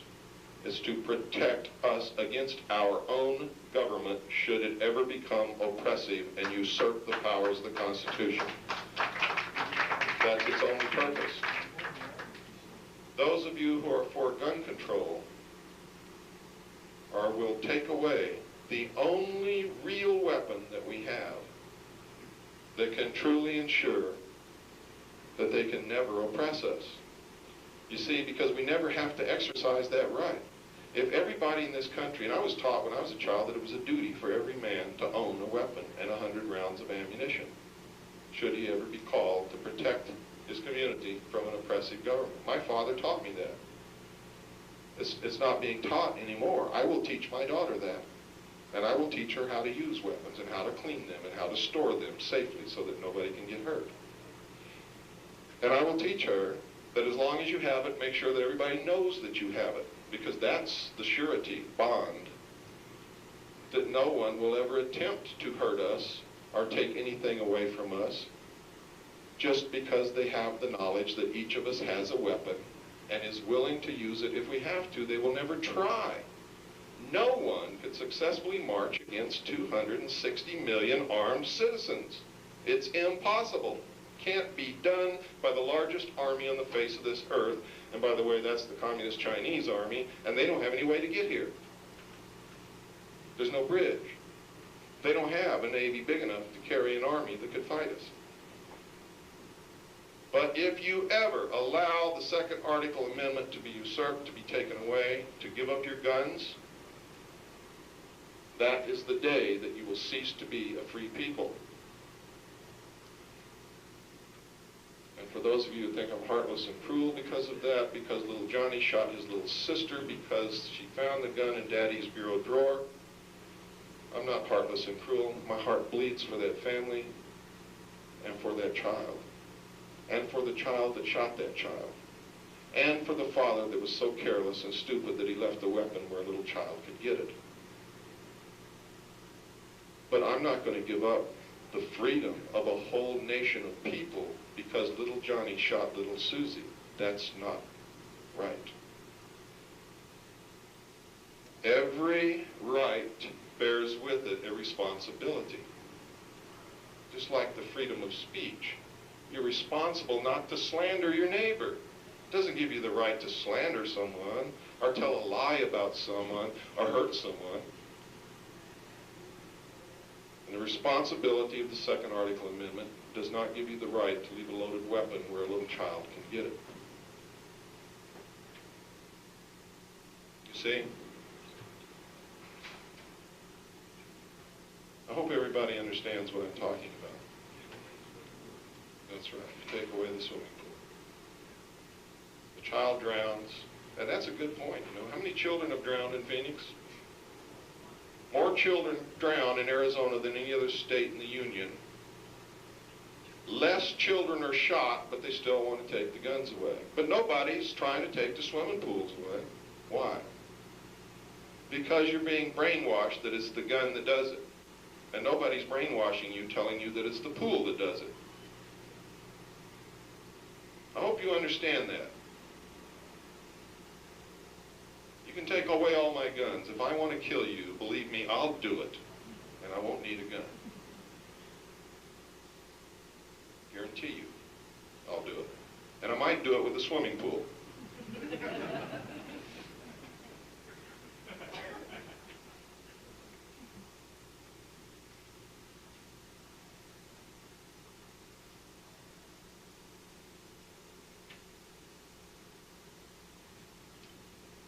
We've gotten to the point where life is so challenging and we are flooded with so much information on a daily basis that we have stopped handling it with responsibility and have begun to take the easy way out. And that's normal, because that's our nature. When presented with two choices, we usually want to take the easy way. This is not accidental at all. The media is owned and controlled by members of the Council on Foreign Relations. All of the media in this country is owned by 5 corporations, all owned and controlled by members of the Council on Foreign Relations. That includes the network television, most independent television, all the newspapers in this country. That's why you don't get the truth. That's why during the Iraq War, you were told that 94% of the American people support the president and support the war. It was a lie. That's why during the war, out of 800 interviews conducted about the war on television, there was only one dissenting opinion. Out of 800 interviews. That's why on the media you never saw anything about the large demonstrations taking place in every city across this country, unless you lived in the local area. And even there, in many cities, they never showed it even on the local television stations. Fox TV in Los Angeles admitted it. I believe it was Fox. Was it Fox? I don't want to make a mistake here. Let me retract. Let me say, one TV in Los Angeles admitted it.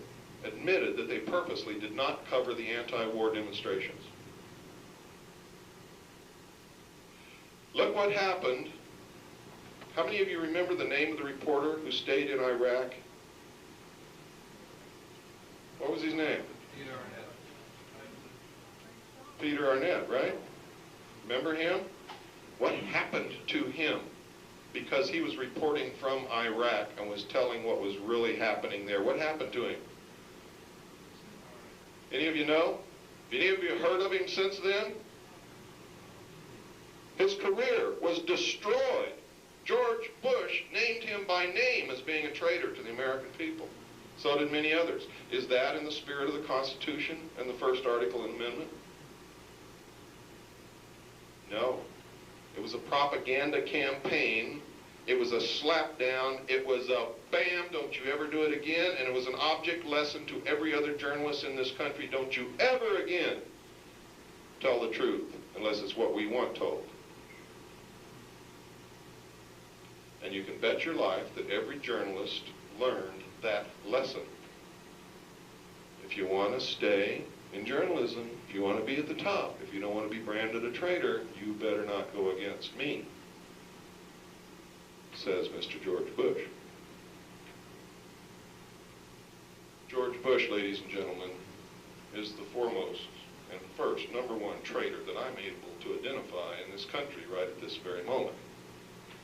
And that's why the other night when I came on the stage, I introduce myself as George Bush's worst nightmare. Because as a member of the Office of Naval Intelligence, I happen to know that it was George Bush who headed up and started the first large-scale drug smuggling operations into this country when he was the president and CEO of the offshore oil division of Zapata Oil in the Gulf of Mexico. The drugs were brought in from Central and South America to the offshore oil platforms and then by the normal crew conveyance to the beach, circumventing any customs or law enforcement inspection. Most of the boats who brought the drugs to the platforms were shrimp boats and fishing boats. Everybody in the intelligence community knows this. Every legitimate investigation into the source of drugs in this country has led right to the doorstep of the CIA. George Bush has been a lifelong member of the CIA. He wasn't just the head of the CIA for a couple of years. He's been a member all his life. He's a member of the Skull and Bones, the Order, the Jason Society, the Council on Foreign Relations, and the Trilateral Commission, whose stated public goal is to destroy the sovereignty of this nation and bring the world together in a one world government. They have written it so many times.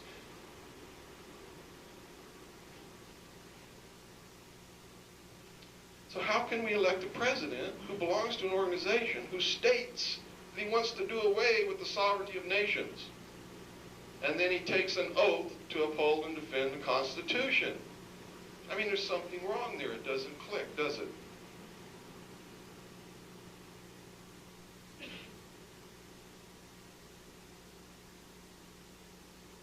And I hope that's not repeated. You know, when I first began what I was doing, I heard of a gentleman who was a Vietnam War veteran, a hero, who was talking about something that he learned in the Golden Triangle. Drugs being purchased by high-level American officials, but years ago. And I got on the bandwagon and helped him out. Started spreading his message. Then I found out that this man was the principal agent to the National Security Council for the Intelligence Support Agency of the Special Operations Division of the Department of Defense. You know what that is? That's Ollie North's boss. And now he's running for president on the Populist Party ticket. Gang, let me tell you something. You can never elect any of us who have ever served in any capacity in any intelligence organization ever to any office, period. And that includes me. Because you're never going to know your whole life whether you can trust any of us. Because anybody who served in any intelligence branch in this country was working for and toward the New World Order under the UN Participation Act and the UN Treaty signed by Harry Truman at the end of World War II. That's why and how all this is working. Under the full protection of the National Security Act. And drug cargoes are flown into this country every day labeled top secret.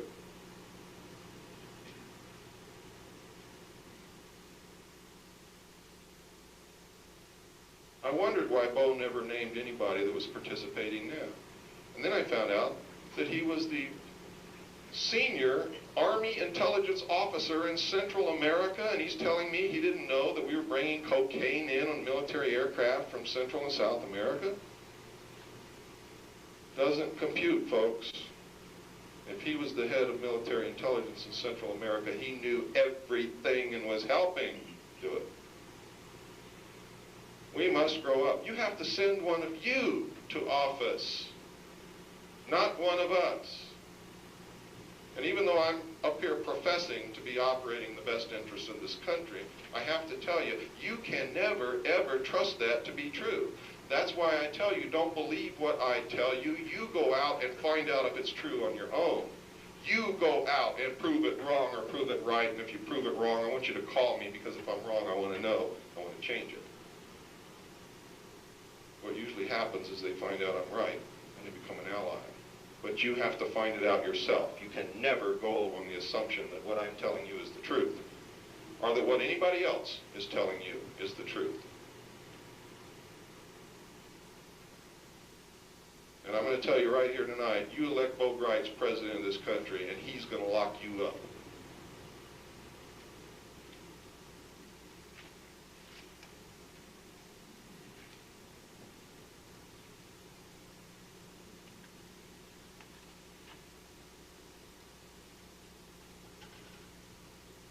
primary method of control of any government or people is money. Money. Cash. I met with a man today at 2 o'clock who said he had some information he wanted to give me. I asked him what kind of information it was. He told me. I asked him how he got that information, and he said money. He said he can get any information that I want. All we need is enough money. And he's right. Most people will sell their family for enough money, unfortunately. And maybe some families need to be sold, I don't know. But I knew exactly what he was talking about, because low-level personnel usually handle classified information, and they're usually not paid much. I always had to laugh when I found out how much security guards make. This guy's guarding millions of dollars of equipment and merchandise and inventory, and they're paying him $4.25 an hour. Man, I knew a secret when I learned that. I could have anything in there if I was willing to pay him 10. It's that simple.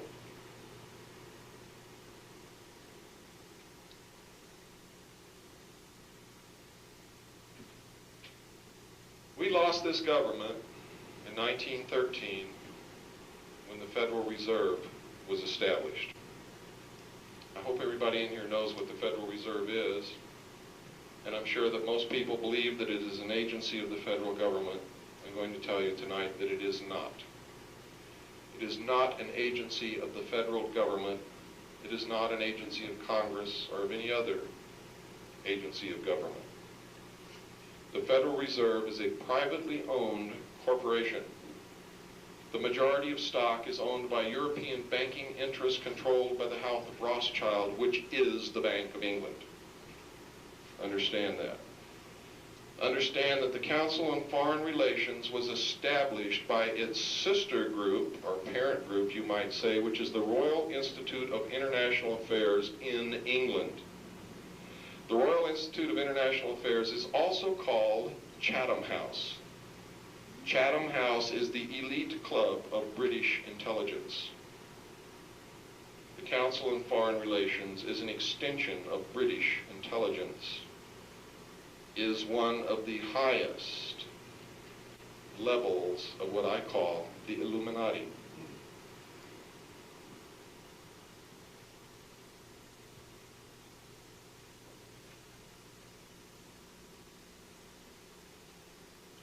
It was members of this elite group that before the Council on Foreign Relations was established used to meet in New York City as a dinner club.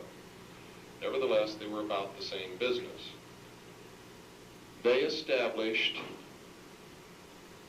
a group that met on Jekyll Island to bring about what is known today as the Federal Reserve banking system.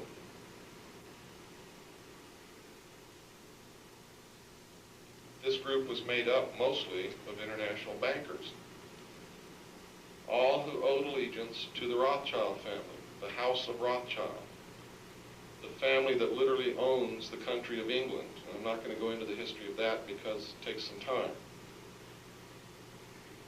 The Federal Reserve is constitutionally improper, illegal. It's under the color of law.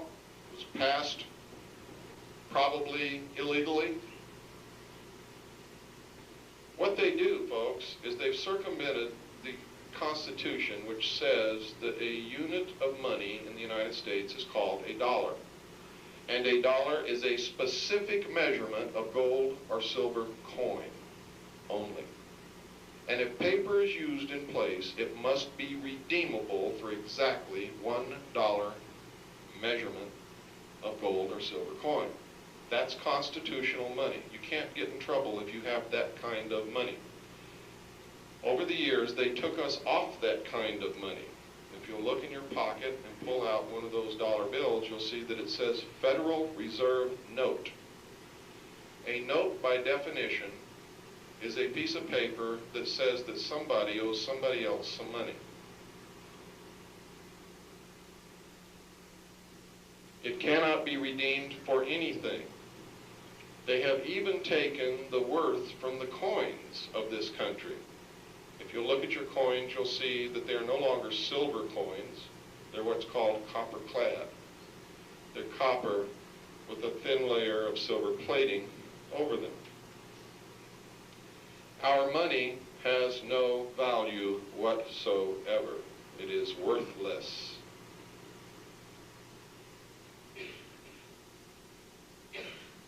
When you use Federal Reserve notes, you're paying for something with an instrument of debt, which means you really haven't paid for what you bought. You haven't paid for it. You've given the guy a note that says somebody owes somebody some money. But who it is and how it's going to be collected is never specified, is it? Here's how it works. The United States government says to the Federal Reserve, we need $1 million. The Federal Reserve says, fine. Here it is, and it's issued in the form of credit. Where does this money come from, this $1 million? It comes right out of thin air as a bookkeeping error, a bookkeeping entry, it is an error, as a bookkeeping entry in a ledger. Literally, that's where it comes from. The money never existed. They don't take money out of a bank vault and give it to the federal government. They create it out of thin air. They make a bookkeeping entry that says there's $1 million was loaned to the federal government as credit. The credit is good at any Federal Reserve bank. How is this money paid? It's paid by check, which is then deposited in an account, and when that person wants to spend money, they write a check, don't they? That's how they get away with it, because you never find out that the money was never printed. That's why you were encouraged to use credit cards, debit cards, and checks to get the currency out of circulation so that you could never catch them stealing from you. That's why I can safely predict that the New World Order is going to have a cashless system where no cash will ever be used and everything will be by electronic transaction, done by computers. And you will either have a debit card or a tattoo. How do I know this? Not because it says it in the book of Revelations. Not because somebody else told me to. But because the only way that they can keep creating wealth out of thin air and get you to buy it and steal from you is if they do away with cash altogether. It's just plain logic, folks. It's called using your intellect, which I was told at one time my IQ was 110, so it can't be that hard. It just can't be that hard. If I can do it with 110 IQ, everybody in here can do it.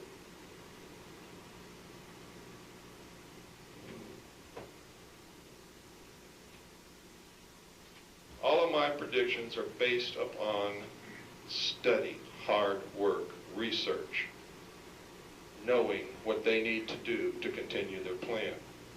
And every one of them come true. As I said before, my goal is for none of them to come true. Because if I can get it down to where no predictions that I make come true, we're going to be in pretty good shape. I hope. The only thing I'll have to worry about is, what are you going to do at that point? Now, how are they stealing from us? It's simple. The money was never printed. So when the government pays for something, they're paying with nothing that exists. Not only that, but the federal government has to pay this money that they were loaned that doesn't exist back. Where does it come from? Taxes, folks. Not only do they have to pay that money back, but they have to pay interest on the money, which was never even created, not even out of thin air. That's why you keep getting poorer every year. That's why the middle class keeps shrinking. That's why the price of homes has to go up. That's why inflation must occur. Because when you create something from nothing, it creates inflation. When they blame inflation on an oil shortage, and everybody buys it, and everybody says, yeah, it's all because of those damn Arabs. It's a lie, it's a manipulation. It's because they have put out so much of nothing that you're spending in the form of credit that inflation must occur. Remember when all the housing prices went through the roof? Nobody had any trouble getting credit anywhere. That's why. If you wanted $200,000, all you do is walk down the street and ask for it, and you got it. And the guy that owned the home knew it, so he raised the price of his home to get some of the action himself.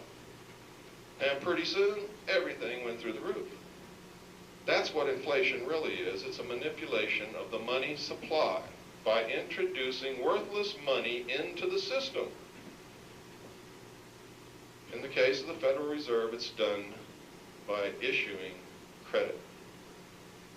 Your taxes have to go up. They're going to go up, and they will always go up until you reach the level of poverty that they want you to be at.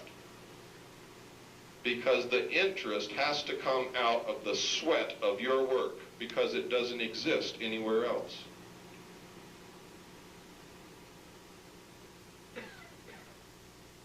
Does everybody follow me? Is anyone lost? It's important you understand that, because you must understand this. And the destruction of the Federal Reserve is the first step in the road to freedom. The first step. It must happen. There is in Congress now a bill to audit the Federal Reserve and prove that they have created money out of thin air. You must call your congressman, you must write your congressman, you must not procrastinate, and you must demand that he support and pass this bill. You must do that. Once that's done, written into the legislation that established the Federal Reserve is the clause that we may buy it back at any time we so desire for $1,500,000. That's cheap compared to the national debt, because if we buy back the Federal Reserve, the national debt will vanish instantly because we will owe ourselves, you see. Does everybody understand that? Now there's another way too. We can audit them, prove that they're criminals, arrest them all, and nationalize the Federal Reserve and don't even pay the $1,500,000 for it. I would prefer to do it that way, because I think all those bastards need to be in jail. I really do. They've been stealing from us. They've been destroying this country. It's the same as if you don't have any money. So you come to me and say, Bill, I need $1,000. So I say, fine, you got it. And I give you a piece of paper that says, I got $1,000 in your name. And you go out and you buy a car with that $1,000, with that note, because that's what it is, it's a note. You go buy a car with that note. Do you own the car? No, you don't. Did you have any money? No, you didn't. But you got to pay me back $1,000, don't you, plus interest. And you know what? I didn't have it. I didn't have it, folks. But you got to pay me back $1,000 plus interest, and I didn't have it. See, you could have done the same thing. You could have wrote a phony piece of paper, too. So why'd you come to me? Why aren't we doing that?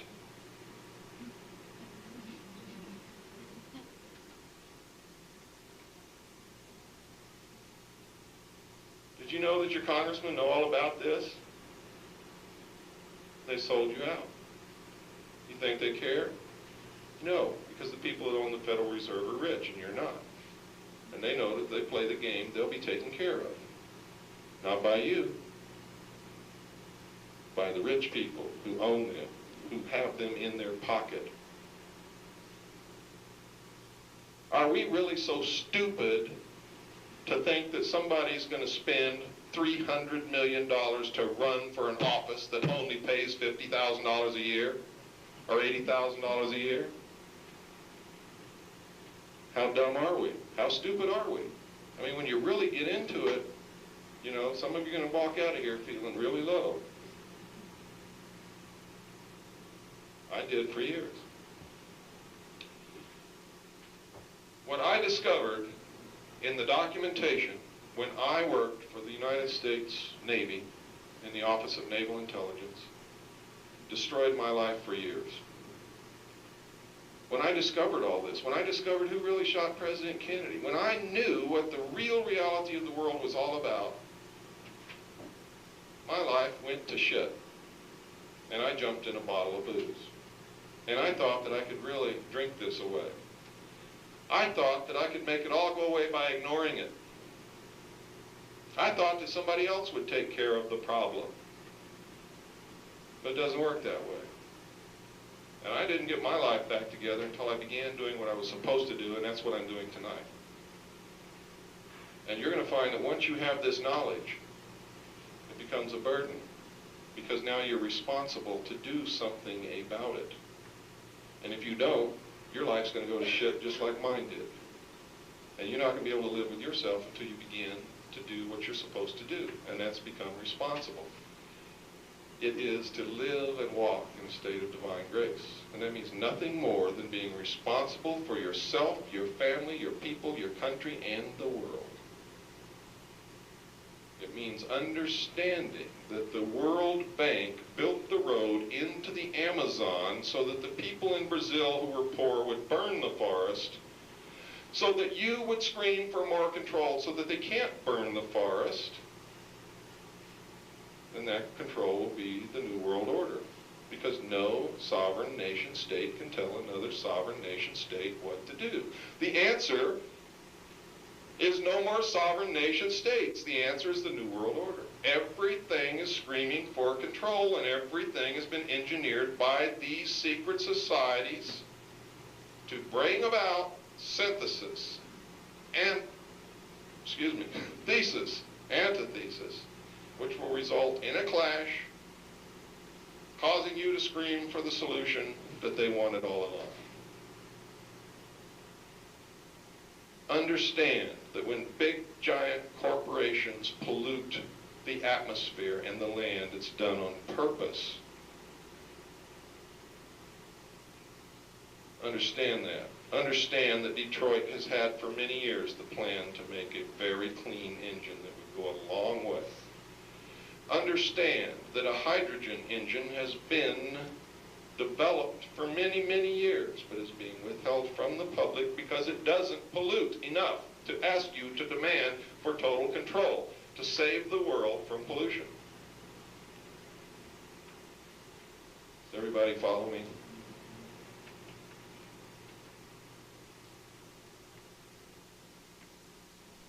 God, I hope you do. This is a spiritual thing, as I said the other night. This is a battle. It is a war. It's in its final stages. And whoever wins is going to be the victor for a long time. We're playing for high stakes. Playing for your very soul. You're playing for the future of mankind.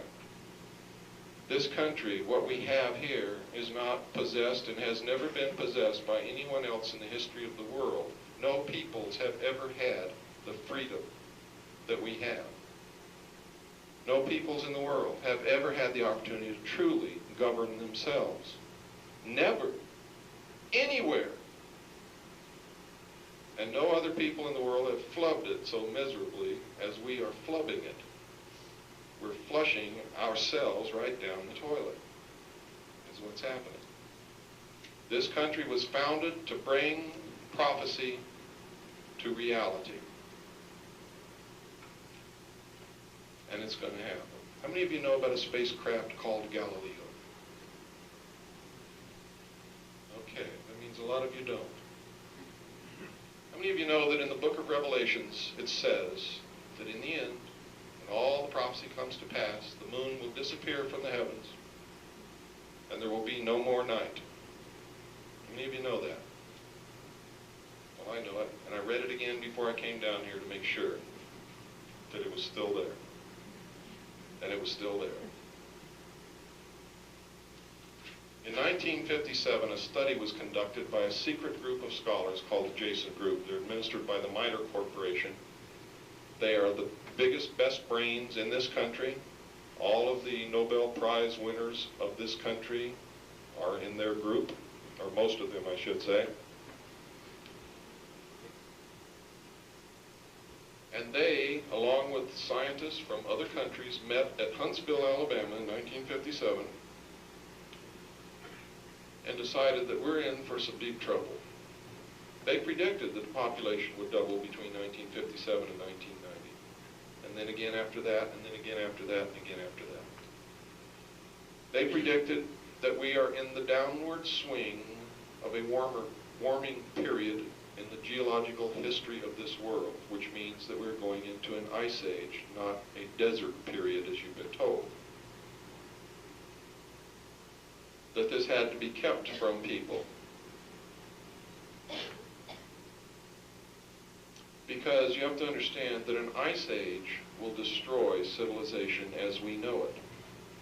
You can't feed people if you can't raise animals and you can't grow food, can you? That's why they've been telling you that it's getting warmer every year. It's not. And all you got to do to prove it to yourself is go down and buy this year's, not the new edition that just came out, but this year's edition, the last one. One just came out right now. Don't get that. Get the one that was already out. In the Old Farmer's Almanac, you will see a little article in there about the release by the Agricultural Department through the U.S. Government Printing Office of the map of what plants can grow in what area, and they slipped. They said the reason this map had to be changed is the average climate is getting colder, and some plants can't be grown in areas where they could be grown previously. And that's the truth of the matter. Project Galileo is a spacecraft that has been fired off. It's already on its way to Jupiter. Does anybody in here know what Jupiter is? Yes? It's a planet. What's it made up of? What gases? Who said that? I heard it over here.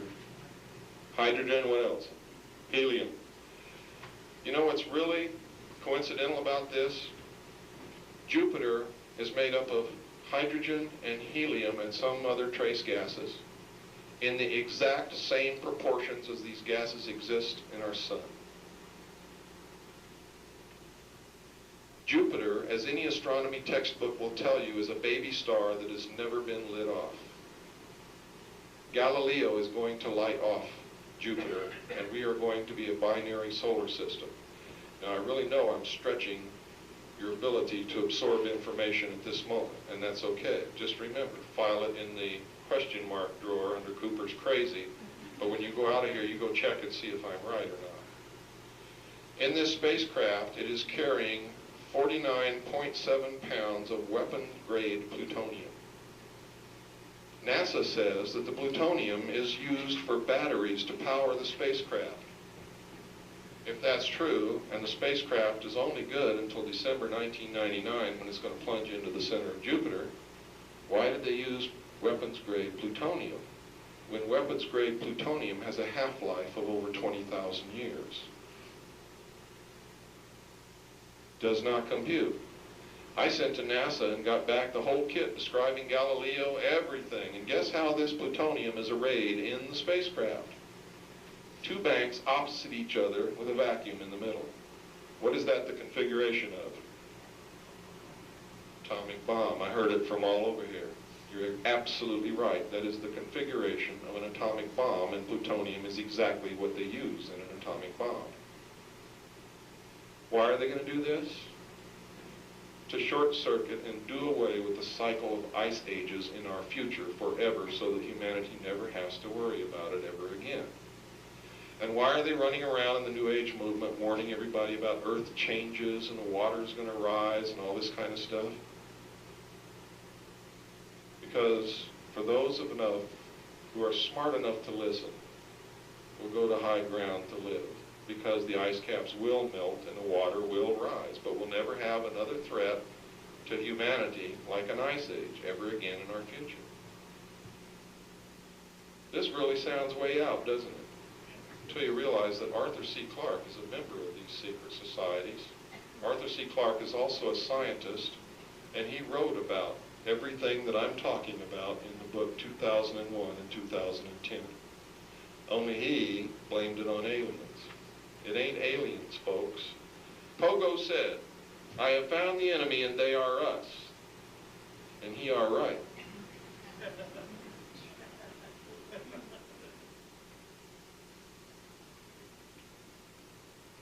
That's exactly what's going to happen. Now, it's going to happen according to NASA. The last moon that Galileo is going to photograph, is going to photograph all the moons of Jupiter. Why? We've already got millions of photographs of the moons of Jupiter. But because when Jupiter lights off, it's going to be the first time that moons could become planets. And they want a record of this.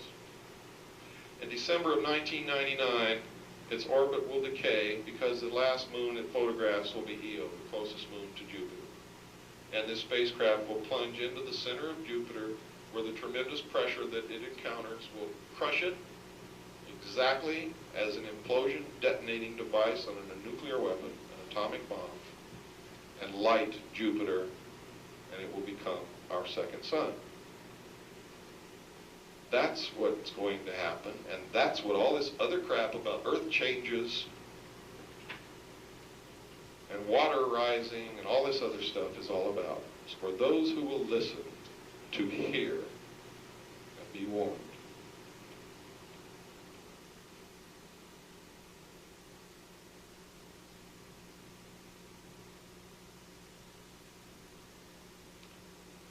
We will be able to grow food in places you never dreamed of before.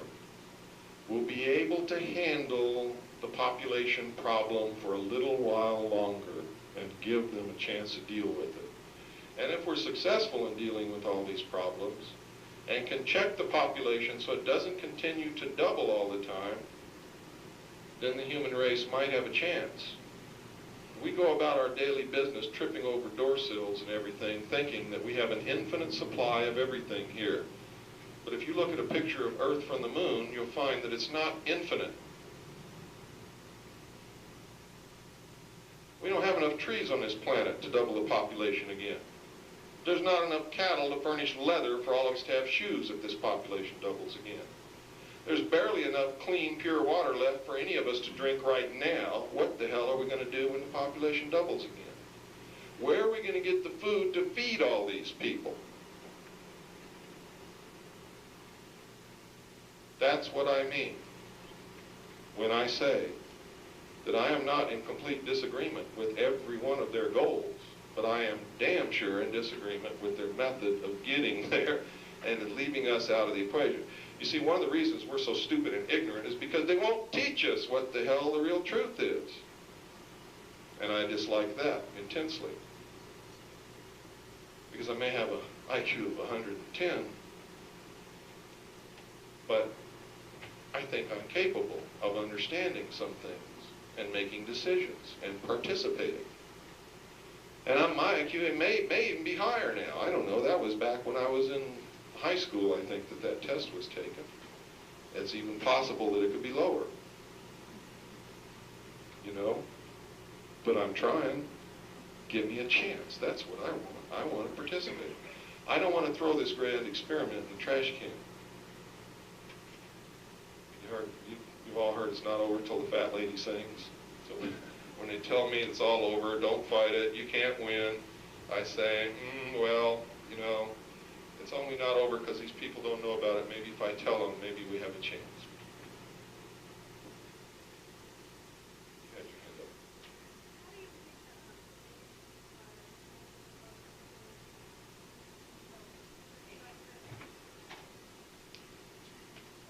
She wants to know how the AIDS virus ties in with population control.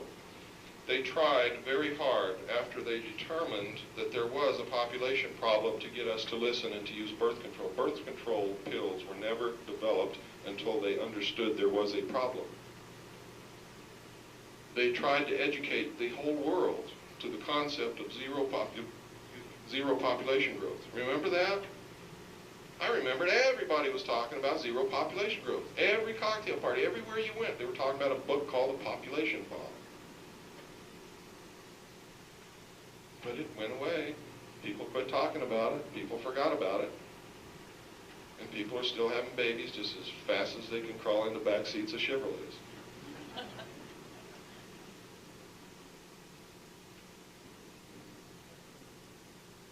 And maybe that's why Chevrolets were built. Yes?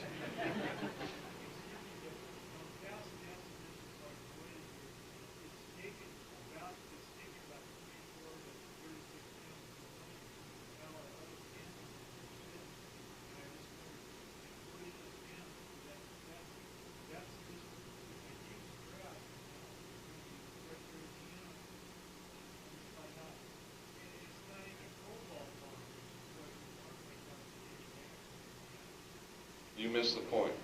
The half-life of weapons-grade plutonium is over 20,000 years. It could power this spacecraft for 20,000 years and still be the most poisonous substance in the universe and still detonate an atomic bomb. Everybody understand what half-life means? It means that it decays to half its original radioactive level in that period of time. I understand your point, but it's not valid in this instance. Supposedly, the spacecraft is running off the heat caused by the decay of the radioactive material, or the heat caused by the radiation radiated from the radioactive material. Even after 20,000 years, it's still going to be hot, can still be used as a weapon, can still detonate an atomic bomb. It's only got till December of 1999. Yes, ma'am.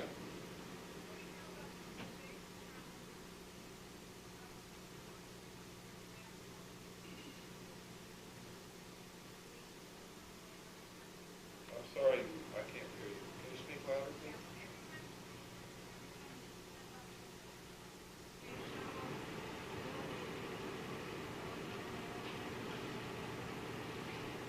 Well, first place, I don't know any more about the Challenger disaster than anybody else in here does.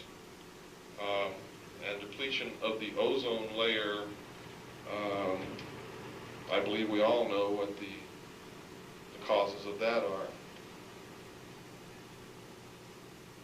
But I have to tell you something. These people don't want to die any more than you do. If they're telling you that the ozone layer is being depleted and they're allowing it to continue to be depleted, it's a manipulation, it's a lie. They know that if there's no ozone layer, they can't live here either. You have to be able to use your common sense and understand that it doesn't take a whole lot of brains to figure a lot of this stuff out. They tell us that the atmosphere on Mars is only 1/100th as dense as Earth's. In other words, a 1% atmosphere compared to ours, yet they lowered the Martian probe to the surface with a parachute. Bullshit. And the Martian probe, when it's sitting there, while the announcer is telling us there's no moisture in the atmosphere on Mars, is sending out pictures of ground fog. Now we get up from the TV set after we just watched a whole gigantic bank of ground fog move across the camera's view in the atmosphere of Mars, and we go and tell our neighbor, oh, we know there's no atmosphere, there's no water in the atmosphere of Mars, because NASA just told me. Well, somebody lied. Either the picture was lying or NASA was lying. Which do you think it is? Do you know that NASA has on the drawing boards a winged aircraft, propeller driven by a hydrazine motor to fly in the atmosphere of Mars that's 1% as dense as this atmosphere here? Bullshit. It's a lie. They're lying to us. They're giving us pictures of astronauts on the moon that are lies. Either those pictures were not taken on the moon, or the moon has an atmosphere. Why? Because in the dark places where there should be no light in a vacuum, and can't be any light in a vacuum, you can see detail, lots of detail. I have a degree in photography. I know the resolution power of the film that they used cannot pick up any detail in a dark shadow area in a vacuum. It's impossible. cannot be done. Yet you see detail in the shadows cast by the astronauts in the pictures of the Apollo astronauts on the moon. They show them walking along, kicking up dust. They show the lunar rover running around, and up from its tires, dust is springing. Dust cannot exist in a vacuum. It is impossible. If you don't believe me, go get a bell jar, put some dust in there, pump the air out, and shake it and see what happens. There will be no dust in that jar. It will all cling together as a clod. They're lying to us. But what is it that they're hiding? Why are they lying to us? Did we not really go to the moon at all? Or did we go there and find something else they don't want us to see? The photographs are fake if there's no atmosphere on the moon.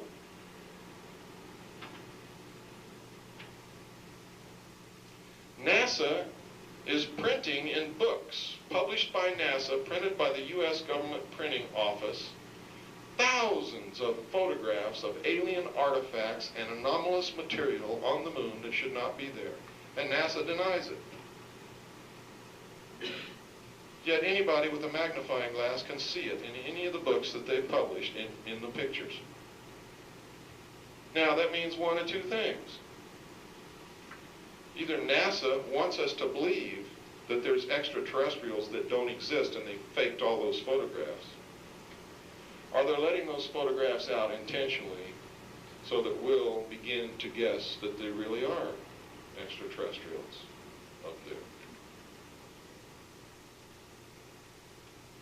You see, because I learned a lesson a long time ago, I won't even look at a photograph if it's not a NASA photograph in a book published by the U.S. government printing office, because that's the only way I can keep them from calling me a liar. I used to go down and get them right out of their tubs. I mean, a NASA photograph, right out of their place. Buy it. And hold it up and show it to people. They call me a liar. This is not a NASA photograph. Prove it. You faked it. You made that photograph in your dark room or something. And because I'm a photographer, it was easy to make people believe that I could do that. So now I go buy, right off the bookshelf, NASA publications printed by the U.S. government printing office, and I get out a high-powered magnifying glass, and you can do it too. Yes, sir? I have two questions. One is, do you have any practical advice for homeowners disappearing home workers? Yeah, you're screwed. Have you ever? Yes. And number two, second part of that, would you recommend at this time buying metals? Okay, let me address your first question. Number one, nobody in this room owns anything that they think they own. In 1938, the United States declared bankruptcy. Congress declared bankruptcy. You can find this in the records. To be able to function as a government, they had to borrow money to make the government work. They pledged as collateral for the loan, which has never been repaid, folks, all the property of the United States of America. And what is the United States of America? We, the people. You became a resource. Look at your birth certificate. And while we're at it, why do you need a birth certificate when I see damn well that you were born? At the top of it, it says Department of Human Resources. It is you that produce the wealth that is pledged as collateral for the loan. That's why you can't get a deed to your house. That's why none of you have a title to your car. How many of you think you have a title to your car? When you get home, read it, and you'll see that it says Certificate of Title. The state holds the title as collateral for the loan. All the assets of the United States of America are pledged to the bankers. That's why I've always said, and it is true, when the New World Order becomes a fact, there will be a redistribution of wealth. You don't own a deed to your house. You own a warranty deed. That's what they give you, isn't it? You know what a warranty deed means? It's a guarantee that a deed exists, but you don't have it. The state retains the deed. Yes, Robin? Isn't there a way to get an allodial title without paying for your house if it's sold? You can get an allodial patent deed, an allodial patent title to anything that you have purchased if you want to go through the long, incredible maze of obstacles and hardships that will be put in your way to do it, but you can do it. But yes, it would. You see, one of the proofs that you don't own your own home is the taxes that you pay on it. If you owned it, if you had an original allodial patent deed to your home, they cannot charge you taxes, because the taxes on your home is really a rental payment to use that home until its real owner comes to get it. If you don't believe me, remember that you may have a $200,000 home, but you just miss a $200 tax payment, and see how long you keep that home. Under the Constitution, they can't take your home unless they give you just compensation. I guarantee you, you will not get a penny. Does everybody understand what I'm saying? You don't own it. That's why you won't get a penny. You don't own it. You don't own anything. You don't even own yourself. You are a resource, a human resource. Yes, sir. Maybe said you PIIU photo interpreter again? No. No, they did not. But in my work on the briefing team, we worked with a lot of photographs that had been interpreted, and over a 3-year period of time, I became somewhat adept at understanding a little bit of the art, but I'm no expert by any means. Yes, sir. Freemasonry is in a pyramidal organizational structure with degrees of initiation. You don't learn the ultimate secrets till you get to the top. The 33rd degree is split into 2 parts. One part doesn't know anything about any of this, and neither do anybody below it. The other part begins the lower rung of the degrees of the Illuminati. And we have identified 64 degrees so far. Yes? Could you locate or define the 3 locations that I understand that there are detention centers that are built in Arizona? One is at Wickenburg. He wants to know where the 3 detention centers are that were built in the state of Arizona. It's in my book. I forget which chapter, but they're in the book. One is in Wickenburg. Yes? Just briefly comment to the rest of the people here. There's a little town, there's a relatively small town called Perryville, and I have traveled past there many, many times in my life, and I'm sure many of you have. And there's been just a small prison complex, maybe twice the size of Kmart, perhaps, that has blossomed unbelievably in the last short period of time. If you drive by and note your odometer, when you first see the first confinement apartment, whatever we want to call it, you go 1.2 miles before you leave the last. This is astonishing. The next time any of you are taking I-10 and go past there, verify what I'm saying. It is astonishing, and how quickly that has grown. What he's talking about is the New World Order is setting up already in this country and in other countries detention centers, concentration camps for people who have mental illnesses. Some of these are going to be on abandoned military bases, and this was passed in a law, Public Law 100-690, which is published in my book also, which states that military installations can be used for mental treatment centers. Now, why do they have to be mental treatment centers? Because patriotism and nationalism in the New World Order will be considered to be a mental illness and is not compatible with the new nation state, the one world government. Does everybody follow? These people will be re-educated, brainwashed, whatever it takes, and if they can't, they'll just be executed. They're not fooling around. This is the culmination of everything. This is why I'm trying to tell you it's so important that you wake up. Most of this is documented in my book. I've been told that this is the most thoroughly documented book and contains more suppressed and hidden information that's ever been published in the history of the world. I'm very proud of that. It's also the only book in the world that comes with a guarantee. If you think you got took when you buy this book for any reason at all, you don't even have to tell me. Just write me a little note, paste it on the front of here, and send it to me, and I'll send you your money back. I don't do anything unless I can put my name on it and back it 1,000%, period. And I mean that. So far, nobody's ever done it. I don't know why. There must be somebody who's not happy with that book, because it's just the law of averages that somebody will be. Yes, sir? Yeah, Bill, what is your overall sense of the alien participation? If extraterrestrials are real, then they have been controlling us since the beginning of our history, and you can find reference to it throughout the written history of all peoples of the world and even in the Bible. If they're not real, then it's the biggest hoax in the history of the world to create the alien threat, to unite all humanity in a one-world government to face that threat. And what we find written in history are accounts of angels or paranormal phenomena that we can't explain. You see, because extraterrestrial intervention in history, written in history, is an interpretation of what was written. But it's pretty hard to interpret it any other way when you hear people talking about and writing about gods descending from the skies and craft that they describe that resembles exactly what we're seeing in the sky right now. It's tough to ignore that.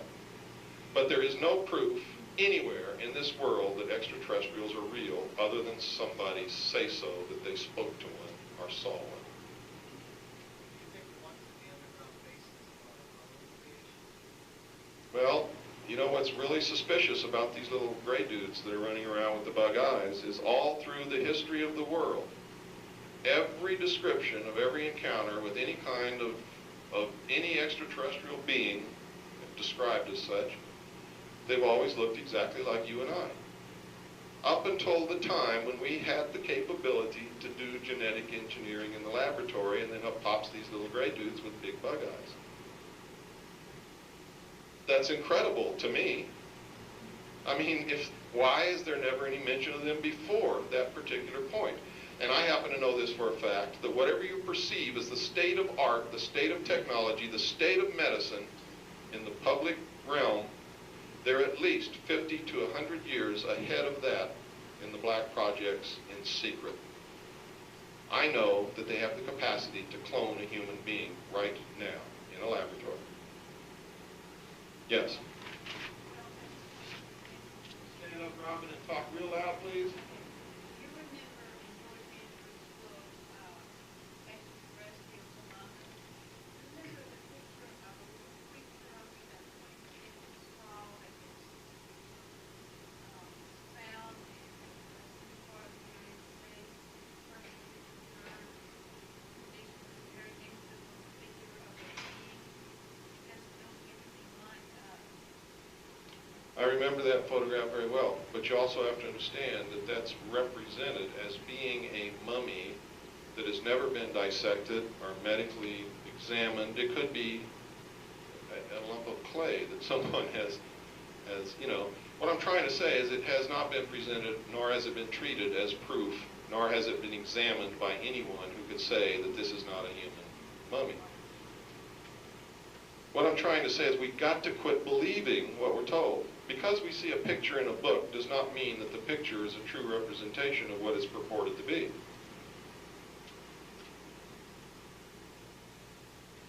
Yes, sir.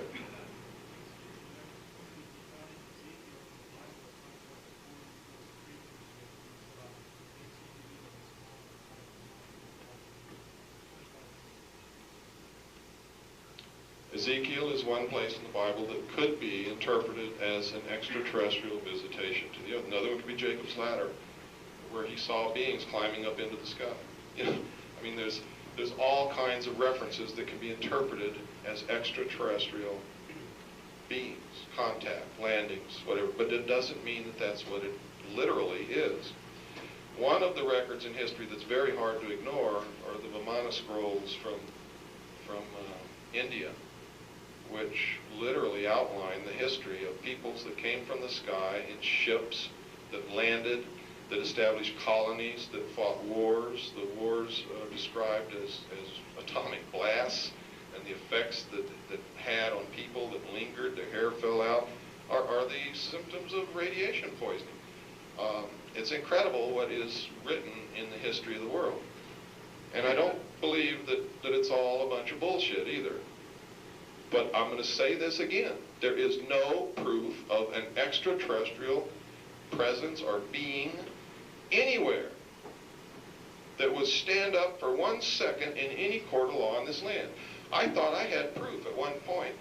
I have drawers and drawers and drawers and drawers of documents, and top secret documents, and things that have been leaked to me, and photographs. And I got 3 Superior Court judges from the state of California to come to my home and take this documentation with them and tell me if I had any proof of extraterrestrial presence on this earth. You know what they told me? Said I didn't have one document, one photograph, one shred of evidence in my entire collection that would stand up for 1 second in any court of law as proof. None of it's certified. You can't really pinpoint the origin of any of it. Even when it comes from the Freedom of Information Act, its origin and truthfulness is questionable. It's incredible. These judges were leveling with me. They wanted to help me. If there was any way that I could prove it, they were going to help me prove it. And I've got some of the best documentation that exists anywhere. And it's no good.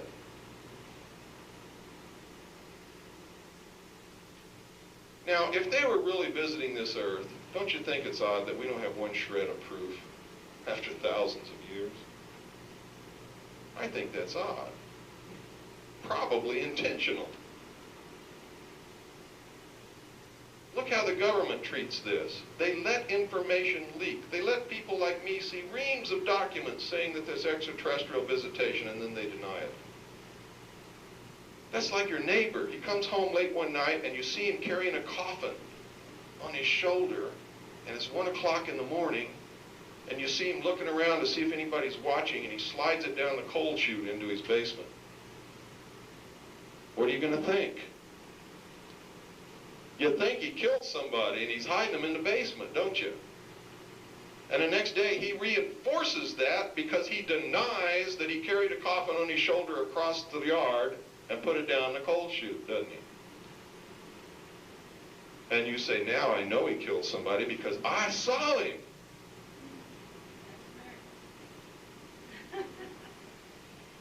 It's not my America. Yes? What did you think you saw then? That ship that comes up out of the water that flies off? I saw exactly what I described to you. Now you have to understand that if these secret societies have been withholding information and knowledge and technology from the masses of us for thousands of years, they could have had a nuclear submarine in the year 1000 maybe. Who knows? How many of you read Jules Verne's books? You really think he dreamed all that? Every single thing he wrote about became scientific fact, and none of it turned out to be baloney. You think he dreamed it? I don't think so. I think Jules Verne had some conduit to withheld knowledge. Now, I'm not saying they had a nuclear submarine in the year 1000. I'm saying that it's possible. Look, in 1897, all across this country, and you can verify it in the newspapers in your own town, there was a huge airship sighted flying across the country, all over the place. It landed in several states, and the occupants talked to people. And they were dressed exactly like the people dressed who lived in that time. And in one place they landed, somebody asked them, you know, what are you doing? We're flying my uncle's airship. He's an eccentric inventor. Where are you going? Oh, we're going to Illinois, or wherever the hell it was. Brad Steiger can tell you this story better than I can. And when they got up there, somebody asked them where they're going. They said that they came from Texas, where they landed the first place, and that they were going to fight in the Spanish-American War, which wasn't until sometime in the future. Now this is in the newspapers. I mean, these things can be accounted for. In one place they landed, the guy traded the guy a sack of steer manure for some food. The people in the airship gave him some food. You know what it turned out to be? Buckwheat cakes. So you know damn well they didn't come from Venus. I mean, it was the same recipe as those people made in their own house, buckwheat cakes. Now, let me tell you something. If this hidden technology can do what I've seen it do, it's a time machine. And if it's a time machine, the events described in history could have been us or someone in the future utilizing that time machine to engineer the future. I don't know if that's true or not, but I'm telling you this. I have seen these things demonstrate characteristics that can only be attributed to a craft that is able to warp space. And if it can warp space, if you know anything about the theory of relativity and Einstein's work, you know that if you can warp space, you can warp time.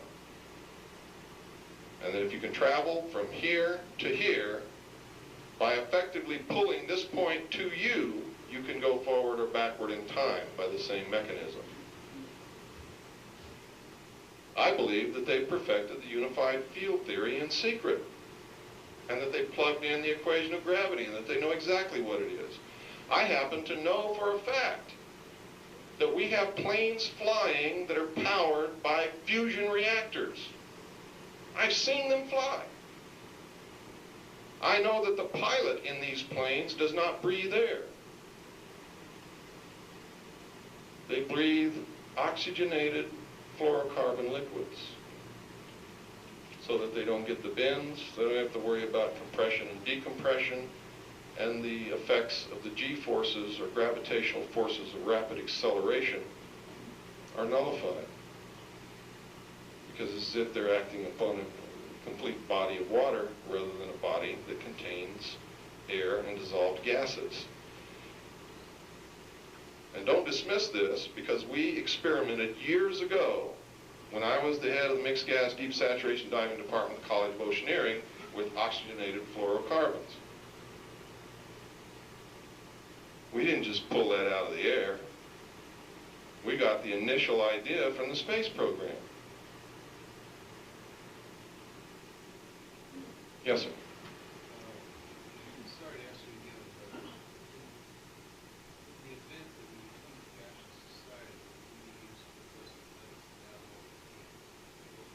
for example, Only if you're going to try and withdraw from the system and participate in what will be called a black market or an underground illegal bartering system, then it would be useful to have the smallest denomination of gold or silver coin that you can get, preferably gold. Bullion would be useless because nobody would know what the pure gold content of the bullion was, but everybody knows and recognizes Krugerrands and other gold coins. And as long as you don't try to shave off any, they'll accept them. They'll always be valuable, yes.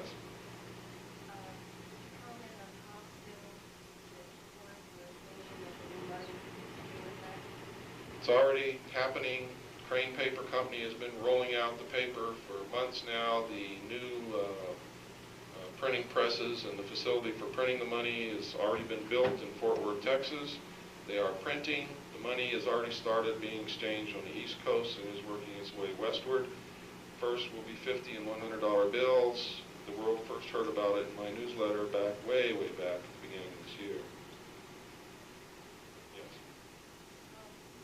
I think because some people don't believe the truth is why they have some secret society, and I know there's one that gets together at noon once a month, and the Illuminati people meditate on the leaders and the people of the world, try to get them to raise their consciousness to what's going on, and they do this, so all of them are not, bad people, but some people, they won't believe the truth to show it to them, I didn't say they were bad. Yeah, that's why they have some. They firmly believe that they're doing what's right for humanity. They believe that. Have you ever seen anybody in your life that believed that they were doing the wrong thing?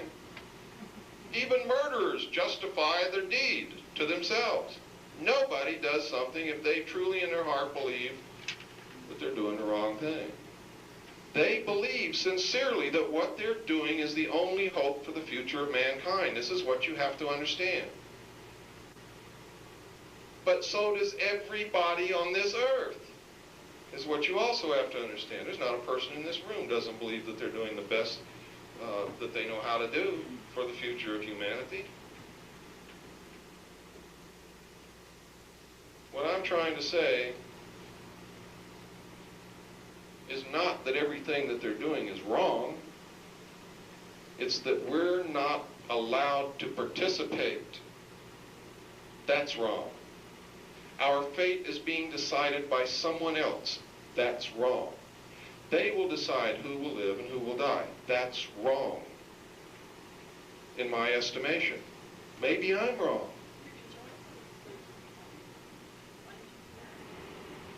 Then you know. My place is with the people. That's where I belong. That's where I believe we all belong.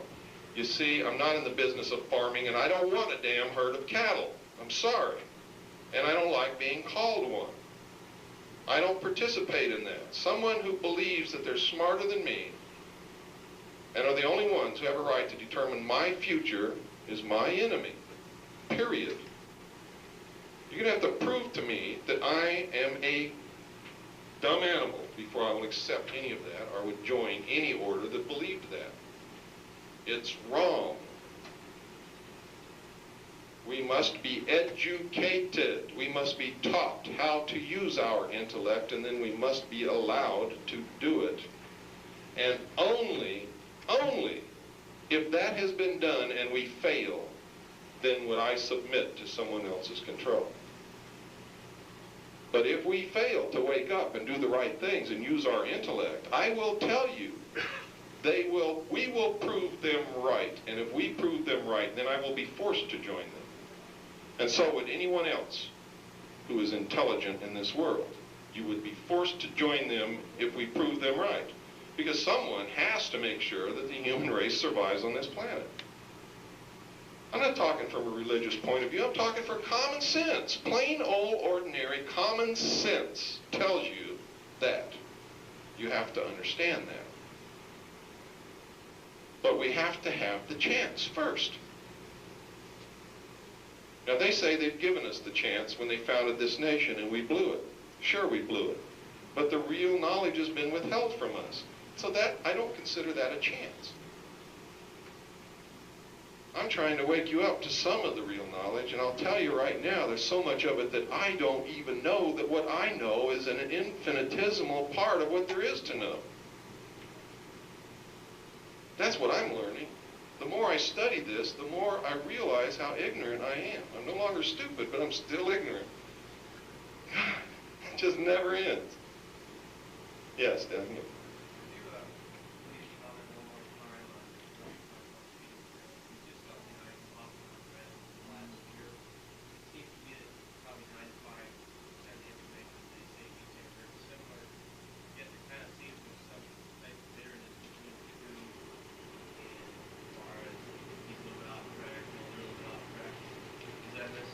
No bitterness, I'm for truth, and he's for deception. The Phoenix Journals are really written by Doris and E.J. Ecker. They're two con people that have a police record as long as my arm. They say that they're receiving this information from some space cadet named Hatton through a shortwave radio, who also at times claims to be God, Jesus, Sananda, and who else? Ashtar. Do you really think Jesus is going to communicate with us through a shortwave radio? I mean, that's all it takes for you to understand that what's in those journals is bullshit. But if you need more, most of it is copied verbatim from other people and is said to originate from this space cadet called Hatton. In Spacegate, The Veil Removed, the first 45 pages of that book is copied word for word, verbatim, from a paper I wrote in May of 1989 called The Secret Government. The Phoenix Journals weren't published until November of 1989, just in case you think I copied it from them. And I could go on and on and on. Lindsey Williams' tapes have been copied verbatim. Eustace Mullins's books have been copied verbatim. If there were such a thing as ascended masters, they could at least use their own words. Why would they copy from some insignificant human such as I?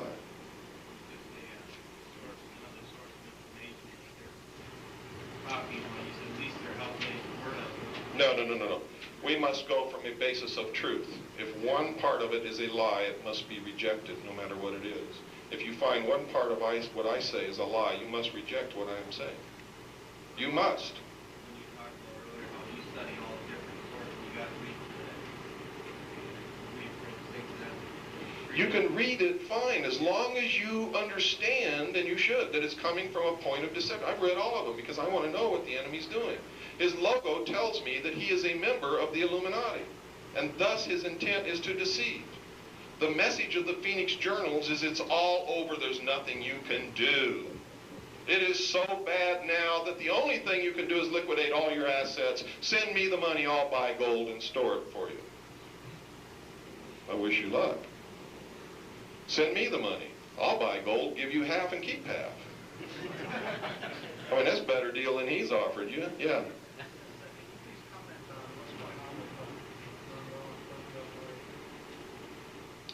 With Noriega, nothing's going on. He's sitting in Florida enjoying a very comfortable existence in a nice, beautiful office. Call anybody in the world he wants to. He has television, movies. Yes? How about Rush 13 and Ted